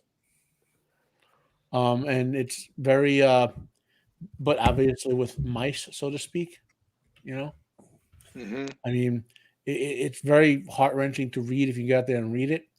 Beyond that, if you want a great single storyline to read, probably one of the top 5 Spider-Man storylines of all time, Kraven's Last Hunt, where a total joke of a character, Kraven, gets totally rebooted into a serious character. It's a great storyline. And beyond that, what else could be seminal, like critical to read? Sandman and Lucifer, the original runs. Oh God, yeah. Well, save those, AJ, Matt, because I'm sure we will be revisiting this topic again someday. And I'm not going to say to read all of Naruto, even though you should read all of Naruto because it's awesome. But if you read the Pain arc in Naruto, it's right up there. Like as far as sub arcs go, the Walter Simonson arc on Thor is awesome, and this to me is about as good as that. So, how many volumes of Naruto are there? Yeah. Well, you might want to warn people of that one. Well, the Pain arc you could get in about, I think it's 10 or 15 volumes, so you don't have to go all 300 of them for that. All 300. Yeah, like Sweet if you God, like if you saw, I saw someone who bought the Naruto box set. I don't know if you could see next to me this cart, this microwave cart. The Naruto box set is bigger than this microwave cart with all of the volumes in it. But the Pain arc is going to be in like 10 volumes, so you could just buy those 10 volumes and enjoy them. About as long as like the Planet Hulk arc, would you say about that kind of length? Yeah, because you'll read all the really like basically for when Naruto comes back. I mean, I would tell people if you never read the original, there's a time skip in Naruto, right? If you're not going to read all of it, read post time skip up until the end of the Pain arc, and you'll get an awesome storyline. I wanted to mention AJ also. I was talking about this kind of period in time in comic books where a lot of really cool shit was going down. Like, Copa brought up the whole arc with Magneto and stuff. And I was wondering if that Crane volume that you were talking about, Matt, was in that same time period. It kind of looks like it was right around the Secret Wars or just thereafter. Well, the 80s, Secret Wars was the Jim Shooter, the most awesome comic creator of all time. I love Jim Shooter. But the Greatest Hunt, the one that you just brought up, that was right. That was after, because he's wearing the black suit, right? He's flipped as the black suit. So it would have been 1987 or so. Okay. Yeah. Okay. Yeah. But the Spider-Man from Amazing Spider-Man from issue 200 to about McFarlane wrote issues was on 292 through about 307. But while his art is great, his storylines suck. Best Mary Jane ever, by the way. Anybody who's curious has never seen any. So Amazing Spider-Man from issue about late hundreds till about issue 292 was great writing, and then after that you kind of jump forward to the late 250s. I'm sorry, that laugh wasn't for that. That laugh was for that. Well, So I was interested in the Spider-Man, and one of my picks, which Roman, I know we got to get out of here, but I was going to pull up Ultimate Spider-Man. Oh God, yeah. I know some guys don't really like that, and I'm not really trying to take the time away, but I'm just saying I like the Ultimates universe. Did you read all Ultimate Spider-Man yet, AJ? Yeah, I'm a big fan of the Ultimate universe. No, I've collected. I've been reading online, but now I'm trying to get physical. Are you okay with spoilers? Yeah. Okay. How Ultimate Peter Parker dies, the way he went down like a champ is one of the best heroes kicking ass on the way out you will ever read. Yeah, it's right before Miles, right? Miles was the reboots of but Peter was left alone to fight some of his greatest enemies, and he went down like a boss. And I was going to say this was groundbreaking for me because, like you said, Amazing Spider-Man 200 and something. And because I didn't really get to watch or read these issues growing up, I had to go back and get into stuff. And then, I think the issue with Marvel and DC is you got all these reboots, all these number ones, all these different prints and runs and stuff. So I was just like, you know what? I like the updated art. Spider-Man's my favorite superhero. Let me get into this kind of early on. So, yes, I'm a fan of Ultimate Spider-Man. That's why I love Andrew Garfield Spider-Man. I feel like that was the Ultimate Spider-Man and Ultimates 1 and 2 are the best of the Ultimate universe. Yeah, Ultimates 1 and 2 were incredible books. I've been meaning to get to these for the last 3 times that we've done the show, and I'm not going to get to it this time either. We'll push that off to volume 4, and we'll call that a few weeks down the road. Well, because the nice thing about this topic is we have almost unlimited material that we can work. You know what we could do at some point in this series, Roman? When did it go wrong? I promise I won't rant about the speed. I know what that is. That'd be the Ultimate volume 3. There's a lot. Oh, that's a great topic. Without me picking Speed Force, we can each pick something where it went wrong and explain why. Speed Force. So we've got what is it? Secret Wars and Crises. We got like 10 minutes we can squeeze in here. Steven, you have a book you want to talk about? Actually, an artist. I think I bumped you a couple of GIFs and a Wikipedia page. Let me pull that up. In the Twitter DM. But there you are. It's the artist 1 in the manga universe. You want to pull up the Wikipedia? Whatever you like. Take a hunt at the take a look at the some of the sub articles maybe in the Wikipedia or something like that. That's the Wikipedia about the artist 1. Oh, it's my time to shine. We're about to get to him. And if you scroll down into his career, I think that there might be some GIFs or some links to some of the images. If you look up One Punch Man, be careful. Look up One Punch Man. Or look up Mob Psycho. I don't know what I'm looking at. It's all squigglies. Man, I don't know what I'm seeing. Right there. Stop. Don't move. There's One Punch Man. Yeah. There you go. There we go. All right. There I am. Look at me. Oh my God. So this artist 1 has created 2 incredibly unique and yet totally recognizable. Like, you think you've seen all of these characters before. Like, these universes like the way Watchmen within the first volume. You're like, wait a second, I know all of these characters. It's really strange, but they're not anybody I know. He had very little artistic talent, but did the manga anyway. And his webcomic is absolutely legendarily effective in the sense that anybody can do this as long as it's a good story. And the two stories that really hit, Mob Psycho and One Punch Man, took the entire anime and manga industry by storm. Nobody saw this coming. Somehow, this just, because both of his heroes are reluctant.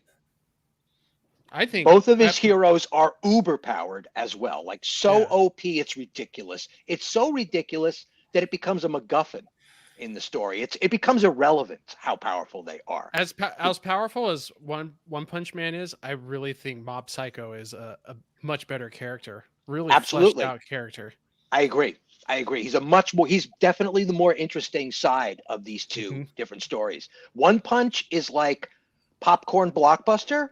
Mob Psycho is like right after January, nobody saw this film coming. Holy crap, this thing is good. Yeah. Is this a movie? No, there's anime. So yeah, an there's animated series. Both of them. And Reagan Arataka, his mentor or wannabe mentor, is so funny in both the book and in the show. He is hilarious. And you can see by the art. You could see by the art, Roman, that this is a very powerful, unique, and caricatured universe of itself. It's all about honestly, what they call AJ. espers. You don't know what you're missing with this one. No, I've seen them both. Okay, cool. I don't know what a One Punch Man is. Well, if we just stay focused on these two characters, this young boy is a supernaturally powered person. He can use his mind to manipulate other minds. He can use it to manipulate reality. He can talk to ghosts and ask them to summon, to assist him. He can have other forces inhabit him to soup up his powers or prohibit forces from inhabiting him so he can't be possessed. And he just wants to date this girl. He's going through all of this psychic detective stuff. Date that girl. He just wants to go out on a date with this girl, and this girl barely even knows he exists. And it's like that's basically the premise of the whole thing. And from there, we meet all of these fascinating characters, all these incredibly fascinating supervillains and power cores and associations and psychic networks. It just goes off the rails because it LARPs on itself and it lampoons itself constantly. Yeah. And his mentor there is man, that looks cool. Yeah. I don't know. This is him. Looks cool. This is the boy when he starts losing his control over his own powers. That's when he hits 100. Right. There's this thing where you always see a counter as to what percentage of tolerance he has for a given situation. Yeah. And when it reaches 100, it sometimes cracks and goes into infinity and beyond. And it's just like he doesn't even know what he just tapped into. So it becomes scary for him. And the world gets frightened because he's so damn powerful. But he's unassuming. He's consistently unassuming. Oh, I love those guys, his trainers or whatever. Yeah, his athletic guys. Dude, they're so like positive energy throughout the whole thing. Yeah. So he winds up having to join a club, and one of the clubs he joins is the athletic club. And the athletic club in Japan it's like Flaccid Phoenix multiplied by 5 on steroids. Okay. So masculine that it becomes like homophobic, and so encouraging that you don't really realize that they're not telling a joke. Oh my. They're just they're the best life coach ever, these guys. Everything is solved by push-ups and lifting weights. Yeah, because he's so weak, and they're just like, come on, you could do it. Get one more in. You know, they're always like lifting him up. They never tear him down at all. They're always there for positive reinforcement. That's a cool one. That's it. That's weird. It's nice. I like it. Yeah. So the artist won. Now, mind you, all of the art we looked at doesn't even resemble the chicken scratch level of artwork that he presented all of this to the initial internet manga crowd when it was first created. Now, but they grabbed onto it, and really popular artists took it under their wing and said, I want to reanimate or re-manga your story. And new artists did it. It's an idea. Ideas go a long way. Mm-hmm. If you look at the artist Alex Ross, he has gone through, and I mean, aside from his original stuff and his original stories that are associated with the major platforms like Marvel and DC, what he's done a lot of times, if you just look at old comic book covers that he's done the Alex Ross way. And Alex Ross is he's my favorite comic book artist. From panel for panel and the way he draws his characters. I love Alex Ross. So things like that, where you take an idea like this and you turn it up a couple levels when you bring in people who can do the proper animation. Yeah, you get that next level shit. Shieldwall, I don't want to not give you your chance here, buddy. I know this is not your genre, but I appreciate you doing your thing here. Well, I got one that I did read when I was a kid, and it kind of really affected me. Not like in a bad way, but it intrigued me. And it's the Uncanny X-Men number 155, the introduction of the Brood. And that whole series, how they were like aliens, basically, is what they're based off of, like, the movie. God damn it. Sorry, not your fault. No, but it had the whole body horror thing going on. It's like a hive mind bug entities that are basically pure evil, and there's a queen involved, and there's drones and everything. All that kind of stuff. I love that stuff. Yeah. Like the Borg. Do you know when they came in? 1980. The Brood, March of '82. I don't believe I saw that particular comic till much later, around '85. I was over at a friend's house who was an avid collector. If you were to give it a number, Matt, do you know? The Brood? For them in the mix of Uncanny X-Men. Or early 80s. It's Uncanny X-Men 150, number 155. I can find that. 82 is what I'm seeing. Yeah, March of release 82. date. Oh, sorry. Release date. No. I need numbers are better. Okay. The Uncanny X-Men number 155. That's this the does first not look like it's the one. Well, there might be like an egg at the end of it or something like that. Is this the book?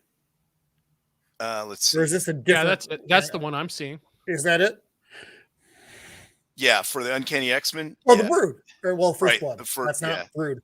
That's two O's. That doesn't make it. What was Cyclops' family called? They were the space pirates. Is this the one? They go into space. The Shi'ar rebels. What the hell were they called? Well, a Brood member makes an appearance in Planet Hulk. They're like shacking up. That's Darth Vader. Look, they're shacking up with Meep. One of the Brood is in that storyline. I don't think this is necessarily the right book. The way you're describing it. Well, hold on. I'm sorry. I'm dealing with volumes here. Like I said, that's Cyclops, the space pirates that Cyclops' family is traveling with. Let me see if it's maybe a different something. Volume. If for some reason Tiger was there. No, actually, that's that. No, then I'm in the 2000s. That doesn't work. Well, they appear and reappear. They're not always easy to find, folks. I know. Right, I know you think it's all easy on my end. It's not all easy on my end.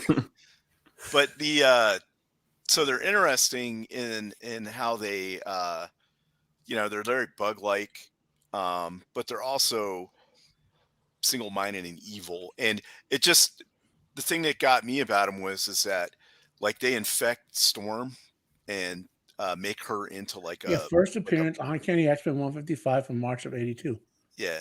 So there probably is like the very last panel. There's like a brood egg in someone or something like that. Oh, Right. okay. Right. Yeah. Oh, okay. So if I go back, then to 156 should probably cover. I think in 156 or 157, there's a whole storyline with it. Right. But there you go. I just remember give me a sec. picking that one up and reading it. Because you got to, so like in 85, maybe it was, no, it might have been 83 then, because it was still overseas anyway.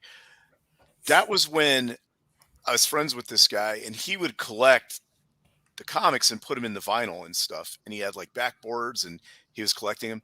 And this guy was like, I'm going to be rich one day because I'm going to, get all these comics and stuff. Nice. So, but this is back before it became a boom, right? So he was actually collecting what are probably valuable ones now, like number ones, first runs. And this is back before they were doing all these different, different covers, Starjammers? special editions. That's the Starjammers? Space Pirates.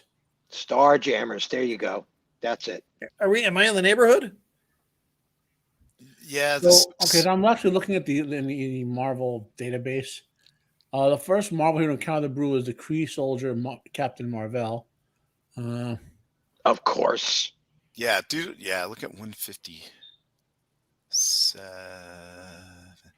Yeah, but that might be telling the history that might have appeared later. You know what I mean? Oh, Right. As Roman said, difficult to find. Well, hold on. I mean, there's some bug-looking motherfucker. I don't know what that is, though. That's not a brood. I don't know what a brood is. Just It's like I don't know what a alien. Pokemon is. Oh, there, maybe. That's it. There we go. There you go. Is that a There brood? is. There's one. Yeah. Yeah, Das Brood. yeah, that's what they look like. See, so it kind of looks like Yeah. the alien queen, right? Look at the headpiece there. Except the cockroach body. Right, and it's got the thing. But you got to remember, this came out before the Aliens movie did, 86, where you see the queen. Right. So this also affected the 40K Tyranids are based off of these as well, and the Gene Stealers. And the brood are really creepy because, like, you can't just remove them like an alien. They, like, when the brood queen implants her eggs in you, she implants it into your nervous system and it overwrites your DNA and transforms your body into brood eggs. Right, and that's what was so shit. creepy about him, is it would turn you into one of them. Yeah. And interestingly enough, this is also pre-Goa'uld in the Stargate universe as well. yes, exactly. And I guess that's what I'm getting at, is that those creatures in that comic, not only did it affect me, I remember reading that comic vividly, like the picture of the brood. Now, I can't remember what issue it was, which is why I went with just the first appearance, but I remember they're in space and they can see the Earth from the window, and Wolverine is fighting him. And I think because he can super heal, he's able to not be infected by him. Oh, like, all brooded up. yeah, where other people are getting changed into it. And then there's a storyline later on where the X-Men have to help the brood from going extinct. Why? Why? I can't remember the story. I don't understand. But because I would be all for the brood going extinct based on Well, what it's you the just usual told me. thing when it turns out not all the brood are evil. Yes, they are, and even the ones that aren't worth saving is the rest of them. So, but Chris Claremont created them, and Dave Cockrum was the artist for the. that's a great concept. So this was before Aliens. the alien stuff. Okay, so let's see. Here is cover art for Miss Marvel Volume 2, number 2. Well, no, the movie Alien was from the 70s, so that would have Right. It was 1979. Well, he was saying the trope The of the queen. The queen, right? There was no queen in. Now I don't know if they contacted the movie people, if there was some like cross pollination there, but so yeah, the movie came out in '79. These guys obviously were like, "Oh, that's cool. Let's do a storyline on them." And then other people read it and said, "Hey, that will make the queen look like this with the head crest and all that." That's like dragon. Do they have like I'm- a queen-like character in this one? Yeah, that they have a queens. brood queen, right? And there's different broods as well. Kind of like 40K has different hive tyrant fleets that operate independently. They have different broods as well. Okay. But I don't remember if they went to war or whatever. All I remember is that they're fighting like the X-Men, and they're like impregnating them with the eggs and stuff, and holding people hostage and cocooning them up and all kinds of stuff like that. And but since they're almost like a character on themselves, they're in multiple different storylines. I'm trying to I was just speculating wildly in the back of my head, and it dawned on me that 20th Century Fox owns the Alien property, and they owned the X-Men as well. Yeah, so the Brood, They've done like some clever crossover. They have interstellar ships, but they're a mixture of organic and inorganic material. They have energy-based weapons, Psy-Scream weapons, gun-like devices that attack the mind of targets with subconscious fears and hatreds, inhibitor fields used to prevent telepaths from using their powers, nanotechnology, and teleportation. Does that give you the run numbers? No, that's what I've been looking for, but it's Colossus not got infected by the Brood, but stayed inorganic. So as long as it stayed metal, it couldn't grow in him. They had to figure a way to get them out of him without killing him. Remember that storyline briefly? Yeah. That's an interesting storyline. It wasn't very long. They figured it out like 2 issues later, but it was an interesting concept. Uncanny X-Men 166. 166? Yeah, that's a double-size issue, and that's got everybody fighting him on the cover. Nice. This way we could see the artist too. Roman, could you highlight the artist? I think Nas was asking who's the artist for this run. Cover when I pull the book up. Yeah, or at least the title page. John Byrne is apparently here we artist. go. Here we go. Yeah, see, here they are, and they're fighting them, and you got Yeah, see how their heads are, and I don't know, they were just super. And for those who don't know what that black box is, that would be where the Comics Code stamp would be for the ones that went to the newsstand. Yeah, see, So does this give us the artist or anything? No, it doesn't. It'll be what are they shooting out of them? What is that shooting out of them? This stuff. Yeah, webs. Mm-hmm. You say webs. Oh, here we go. Way down they're using the web force. Here is who everybody is. Let me see if I can blow this up without fucking my stuff up. Live free or die. Oh God. There we go. Scripter, penciler, inker, letter, colorist, editor in chief. So Paul Smith was the artist. Let's see. What's that say? Stan Lee presents the Uncanny X-Men. Who this the pencil was their Paul liver. Smith. Yeah. Oops. Shit. Sorry. Oh, I was trying to make it bigger. Yeah. I know. You're all right. Live free or die. Yeah. Okay.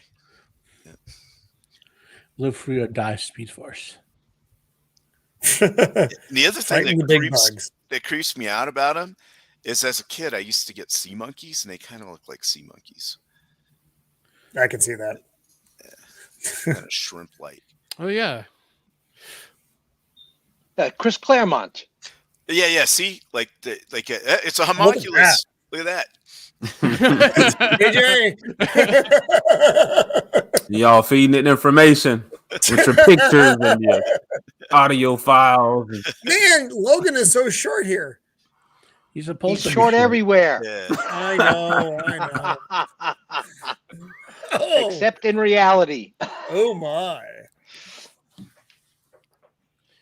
This is a cool story. This looks very complicated. Yeah, I'm going to have to read Look at that. Somebody naked in space.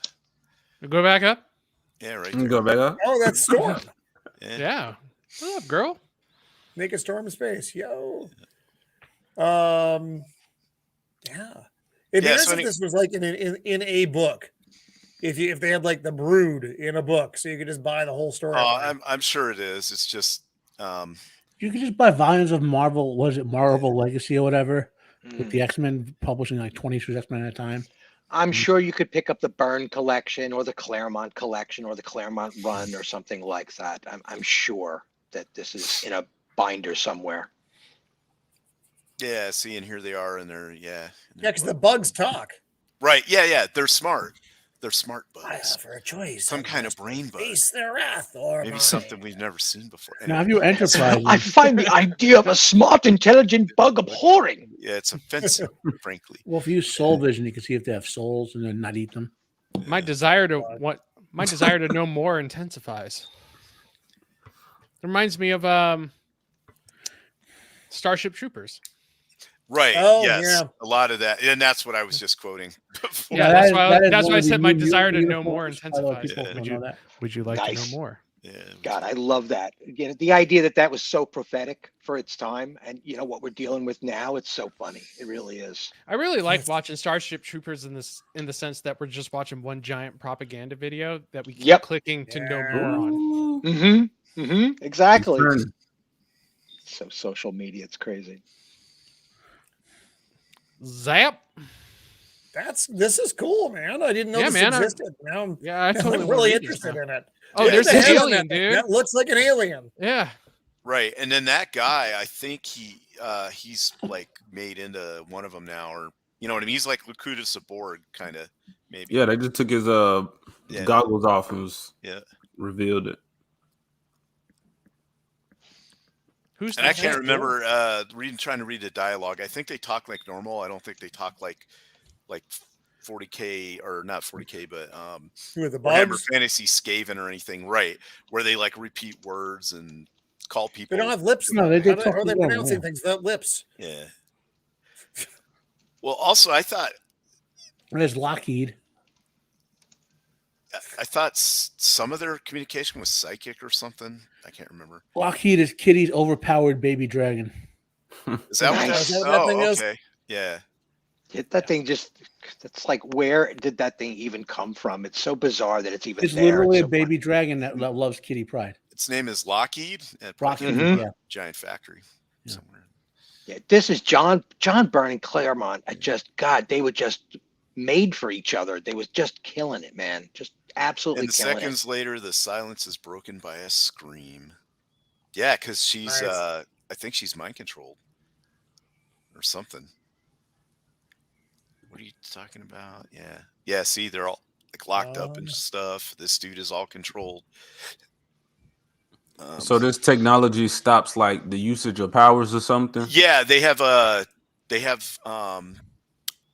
on, where'd it go?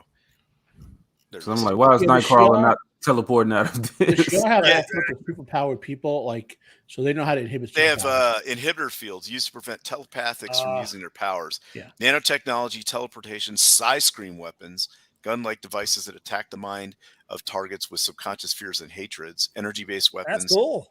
And then they have brood kings, they have broodlings, brood queens, firstborn. This is good shit, dude. The Empress, yeah. So what gets Wolvie out of that? He because he can heal, they can't impregnate him with his body just pops it out or whatever. Right. Nice. Yeah. That's cool. I like that. That's something new. I've not seen that before. But they can still shoot him with the mind control gun and use that still affects Wolverine. Yeah, because it's mind control. Right. Mind control. Well, yeah, but he still doesn't have antimazium in his brain. No, he does not. I know, it's a joke. All right, that was a bad joke. So he doesn't have the mind force to protect them. That was a bad joke.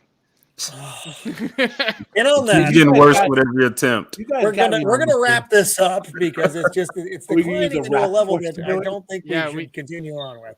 We should speed force out of here. Yes, that was my very Bill and Ted's Excellent Adventure school report version of that. It was like, what's this book about? It's about some old dead dudes that stuff. We all did that. Did that. San Dimas football rules. Actually, they were the again, we had a good time covering a lot of material tonight. That was just this much stuff. That was good. Sorry, I was going to say Dempsey had one of them had a question. Oh, what was the question? the worst villain like that. The worst villain that the X-Men had were Warlock's people, the techno people. They would do stuff like they were techno organic. So when they want to take over a planet, they would send one to the planet, and he would just absorb the whole thing, people and all, and as part of his biomass. So they were what were they called? The tech, not the technovores. Remember Warlock, the New Mutant, the one who bonded with Cypher. He could change shape into all sorts of techno-organic stuff. In any case, and he was sent to Earth to absorb it, like the same way Goku was sent to destroy it in Dragon Ball Z. But he found he liked it there, and his people were like the worst of the worst. Like they were that gray goo that we talk about with nanotechnology of wiping out the planet. They were that personified. Yeah. Shieldwall. I commented before. It's odd. You're absolutely right. It's kind of uncanny, if I may, how much this echoes into science fiction and alien creatures in general. They look just like the creatures from Pitch Black. It's like really bizarre.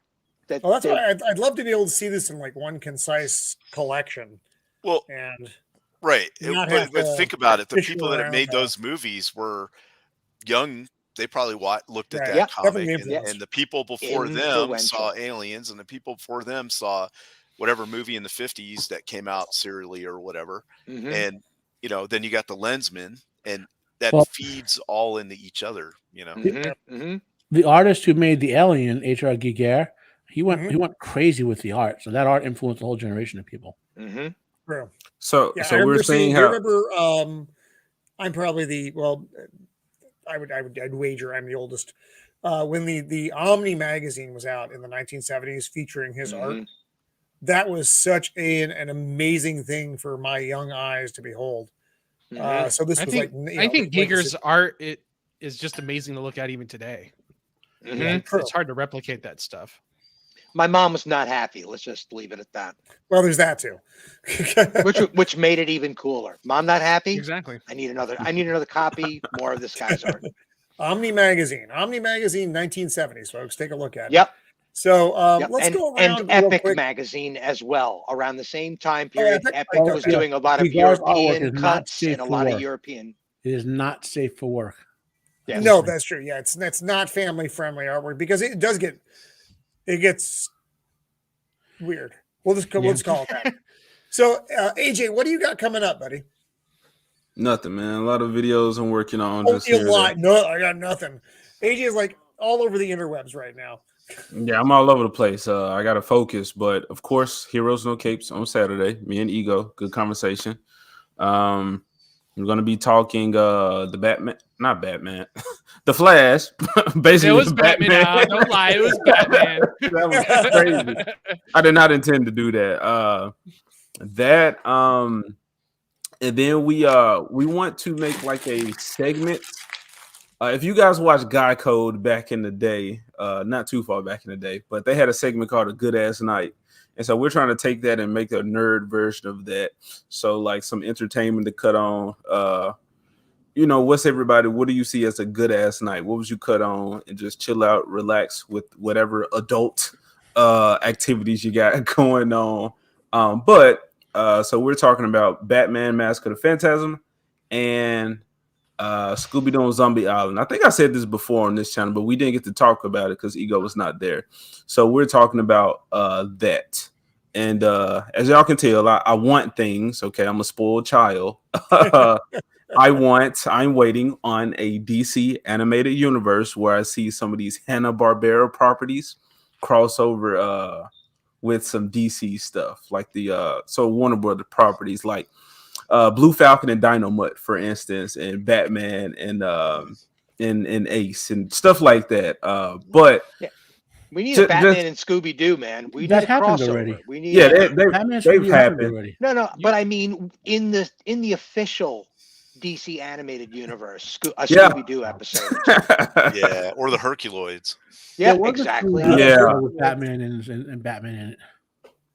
Yeah, and apparently Blue Falcon is a part of Batman Incorporated. So the thing, like, it's there, But anyway, just have fun conversations with that. That's what's happening Saturday. But again, videos come out.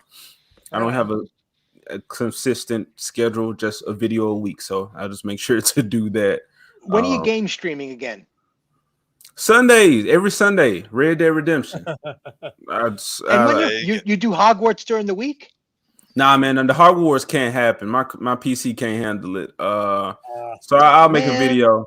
Hogwarts Legacy from a non-Harry Potter fan. I'll tell you right now that it is an amazing game. It's not a 10 out of 10, but it's up there. It's pretty good. It's looking pretty tight, man. Yeah. From the footage I've seen and AJ playing, the game is looking pretty cool. Where you go into a book and the whole world is like black and white pencil drawn.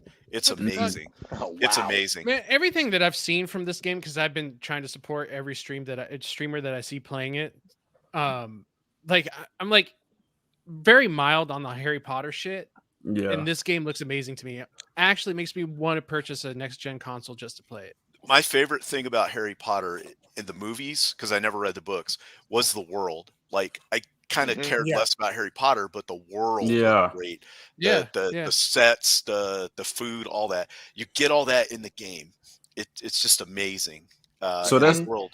I could highly recommend as an after the fact reader, because after the whole thing blew up, I'm like, I got to read these books. I audiobooked the whole thing. I've listened to them a few different times, the whole collection all the way through. It stands up. The world inside of the book only amplifies the world in the movies. The movies do a very admirable job with the material given in the books, and the books only amplify that. And they work together. They're not fighting with each other too much. You know, you read the books and you're going to be like, man, Ron is friggin' cool in the books, man. What the hell's going on here? But admirable job. Admirable job. The game is good. I recommend it. The combat in it has a lot of depth. I thought it was going to be button mashing. It has lots of depth. Like there's combos you can pull off that are insane. And it's crazy. So it's good. The inventory enhancements too. I mean, just looking at some of the stuff that AJ was clicking around on, you could add additions to clothing and make them amplified by adding these gems or these charmed objects, or you could charm the clothing. It's pretty cool. It's pretty deep. It's pretty deep once you start getting into it. And you're barely scratching the surface, right? Yeah, man, I'm barely into it and I'm having fun. Of course, my expectations was low because the movies are trash to me. But I was blessed with a copy by someone. I had no plans on buying this game, spending money on this. But hey, man, I think if I knew it was going to be this, I would have, because this is blowing my expectations out of the water. But also, it performs better than a lot of games that I already enjoy. Also, like, it's not a little kids game. There are some puzzles in there, like these puzzle rooms. Man, they're no joke. They're hard. Yeah, so if you want to buy the game, get it. You want to play it, not just to piss people off who's going to hate you anyway. For Hogwarts Legacy, folks. There you go. Copa, what do you got coming up, buddy? I just dropped my Flash reaction trailer today. That was fantastic. I still got to watch, man. I'm interested. Give it a watch and, send me a couple homunculuses my way or whatever. Then homunculi when it's more than one? That's right. That's what I was mentioning. It is. That is correct. It is homunculi. Send me a homunculi. I like us's better. Homunculus. Homunculuses. Cactuses. Right. Octopuses. Homunculitos. Octopuses. Octopuses. So I got that. I dropped that today. And then on Sunday, I'm going to be on Comic and Cosmetics with Danny. We're going to be talking James Gunn and what we would do different. I'm interested to see that show because you both have very different opinions. Yeah. So we're going to have to make sure the boxing gloves stay on. Yeah, that's gonna be hot. Yeah. So that's going to be interesting. And then Triple M, our Mischief, Mayhem, and Movie show on Cannoli's channel, is going to be reviewing Last Samurai on Monday. Nice. And then we're turning around, and I'm going to be on Jacob Ironside's Tuesday. We're going to be reviewing Jurassic Park. And then Thursday, I'll be right back here. We're doing John Carpenter Appreciation Day. I'm looking forward to that day. A day? Banger. Only a day for John Carpenter? You need more than a day. It should be John Carpenter 24 Appreciation hours. Week. He should have a Hey, force. It should be the John Carpenter force. Right. Roman has in the past started these things openly knowing that there were going to be volume 2s, 3s, 4s, 5s. Well, you know, right? we try. We see where it's going to go. Sometimes, Yep. sometimes it dies on the vine. It just becomes That's this true. dried It's kinda funny husk that 'cause- sits there going, "Talk about me some more." And I'm like, no one fucking wants to talk about you. And sometimes it blossoms and grows. So Yeah, cool. it was kind of All right, funny cool. because I brought up a certain movie and Roman went, "Oh shit, I forgot that one too. I gotta put that you on the did. list." I was like, oh my god. And I'm like, so much more work. Thanks, Copa. So yeah, that's what I got going on for the next week. Right Nice. on, right on. I don't have my glasses on and I can't see very well, so I'm going to call you the Unbearable 7-3. I have to apologize. I apologize, Matt. I can't use your proper screen name right now. My eyes are tired and I'm very old. Even though I have my contacts in, you're all very blurry right now. I give you the blessing with the Unbury rod. I will draw upon the Unbury force to get back to making YouTube content in the next 2 weeks. My eyes are Not bad. I being thought lazy. that was an adjustable wrench you had in your hand. I was like, what are you doing with an adjustable The wrench? monkey's paw. Yeah. I thought he pulled a wasn't Sailor even- Moon prop out. I wasn't looking. I just heard It does smacking look like sounds Sailor and Blonde. him saying the word rod. So I was- Exactly. Yeah. He's like, Oh, expectus my. patronum. So I will get back to some content creation. I strongly urge people to watch The Rig season 1. Watch the Superman and Lois season 3 is coming out in March. Cocaine Bear comes out soon, end of February, early March. That's Ray Liotta's last movie, by the way, is Cocaine Bear Wow. for the us in the panel. I think I told you guys last week about this werewolf film called Viking Wolf. Really good. Yeah. I still got to watch it. Shock of shocks. So there was this movie called Teen Wolf back when I was a kid with Michael J. Fox, which was a werewolf comedy. And apparently MTV made a TV show of it a few years ago. And I heard about that and thought, it's got to be a 5-season comedy. I'm not a big comedy person. One movie is fine. TV shows, no. So they put a movie out. And the reason I noticed is because Tyler Hoechlin is in it. And he plays Superman and Lois. And he's also getting hosed by this Superman transition because he's doing a good job with Superman. But he was in this TV show. So I gave it a watch.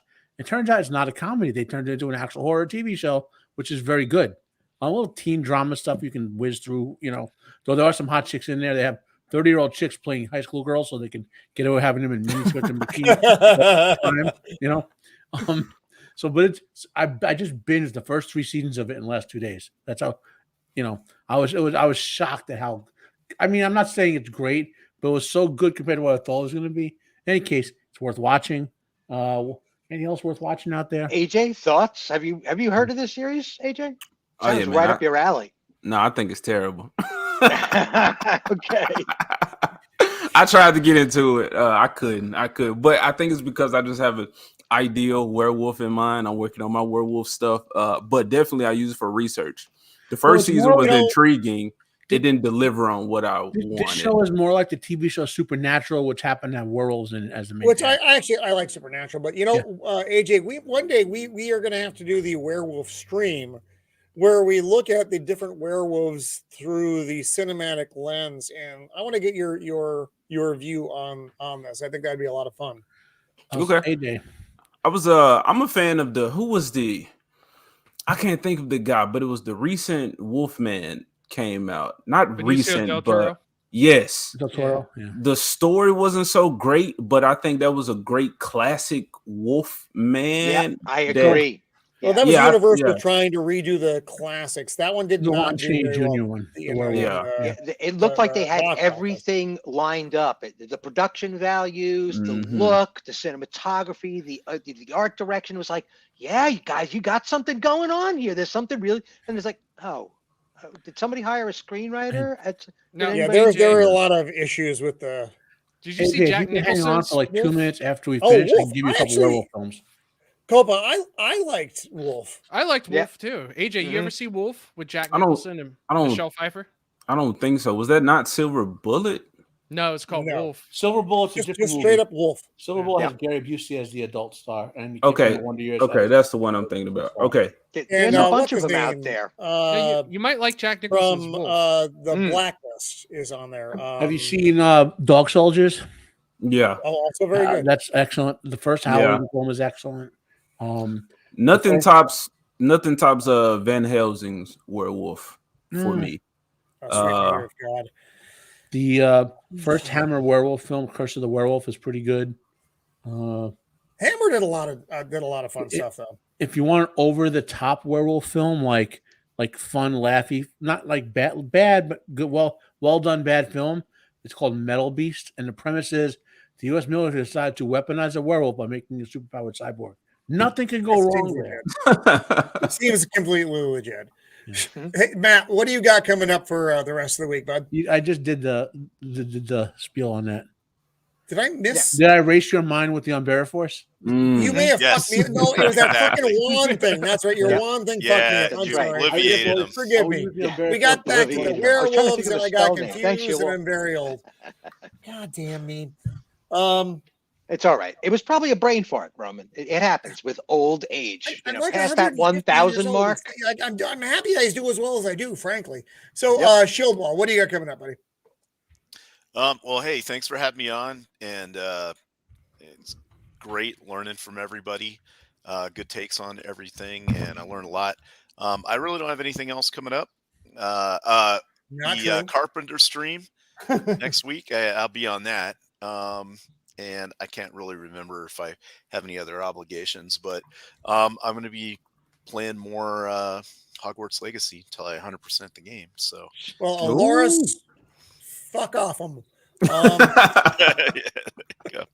yeah, again, thanks for having me on. Thanks to the chat. Lots of good chat tonight, questions and stuff, and good to see everybody there. So thank you. Right on. Thanks, Shieldwall. StephenRansom, my good friend. What do you got coming up, buddy? A couple of things penciled in for next week. Already been invited over to Jacobs. Hopefully I'll bump into Copa there. Things are a little bit in flux around the Hacienda right now, so we'll have to see. We'll have to keep them all penciled in. I will inform everyone as to details as they approach. But I'm off for the whole weekend, so I'm probably going to be in a lot of different chats. But tomorrow night, I'm going to be in the chat at this place called Hofcast. He gets into some pretty esoteric and, pop culture-y, intellectualized, metaphorical, metaphysical kind of mishmashing. And then there's this epic backstage. Everybody's invited. Anybody who wants to come on can chat it all out. Anything you missed, anything we were discussing can be openly chatted afterwards. It gets pretty cool. And Hoff does a really, really great show. He just recently did a show with me last Friday where I get into a lot of stuff that's, on my mind. If you want to hear some of my thoughts on astrology, on how it all interconnects back to the way we should see the universe and how the universe is very repetitious once you start breaking it into pieces and becomes a little more transparent and, some high intellectual stuff. But that was last Friday, and I'm going to be hanging out in the chat and doing backstage with him tomorrow night. Same time. Right on. What is it? 5, 6 o'clock, maybe 7 o'clock Pacific time. 3 hours plus for the Eastern. Stephen talks the Speed Force. All right. Cool. Let's see. This weekend I don't know if Father Miller's broadcasting on Friday, but I'll be on with PJ maybe on Saturday at 12 Pacific Standard. I think I am on with Flaccid on Monday this week coming up. We might be talking about The Last of Us. I'll have to see if I don't know with Flaccid. No one knows. God himself doesn't know.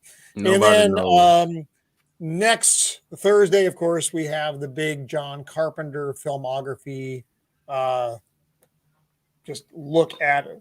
All the great films and a lot of the bad films as well, I suspect, because there are a lot of bad films.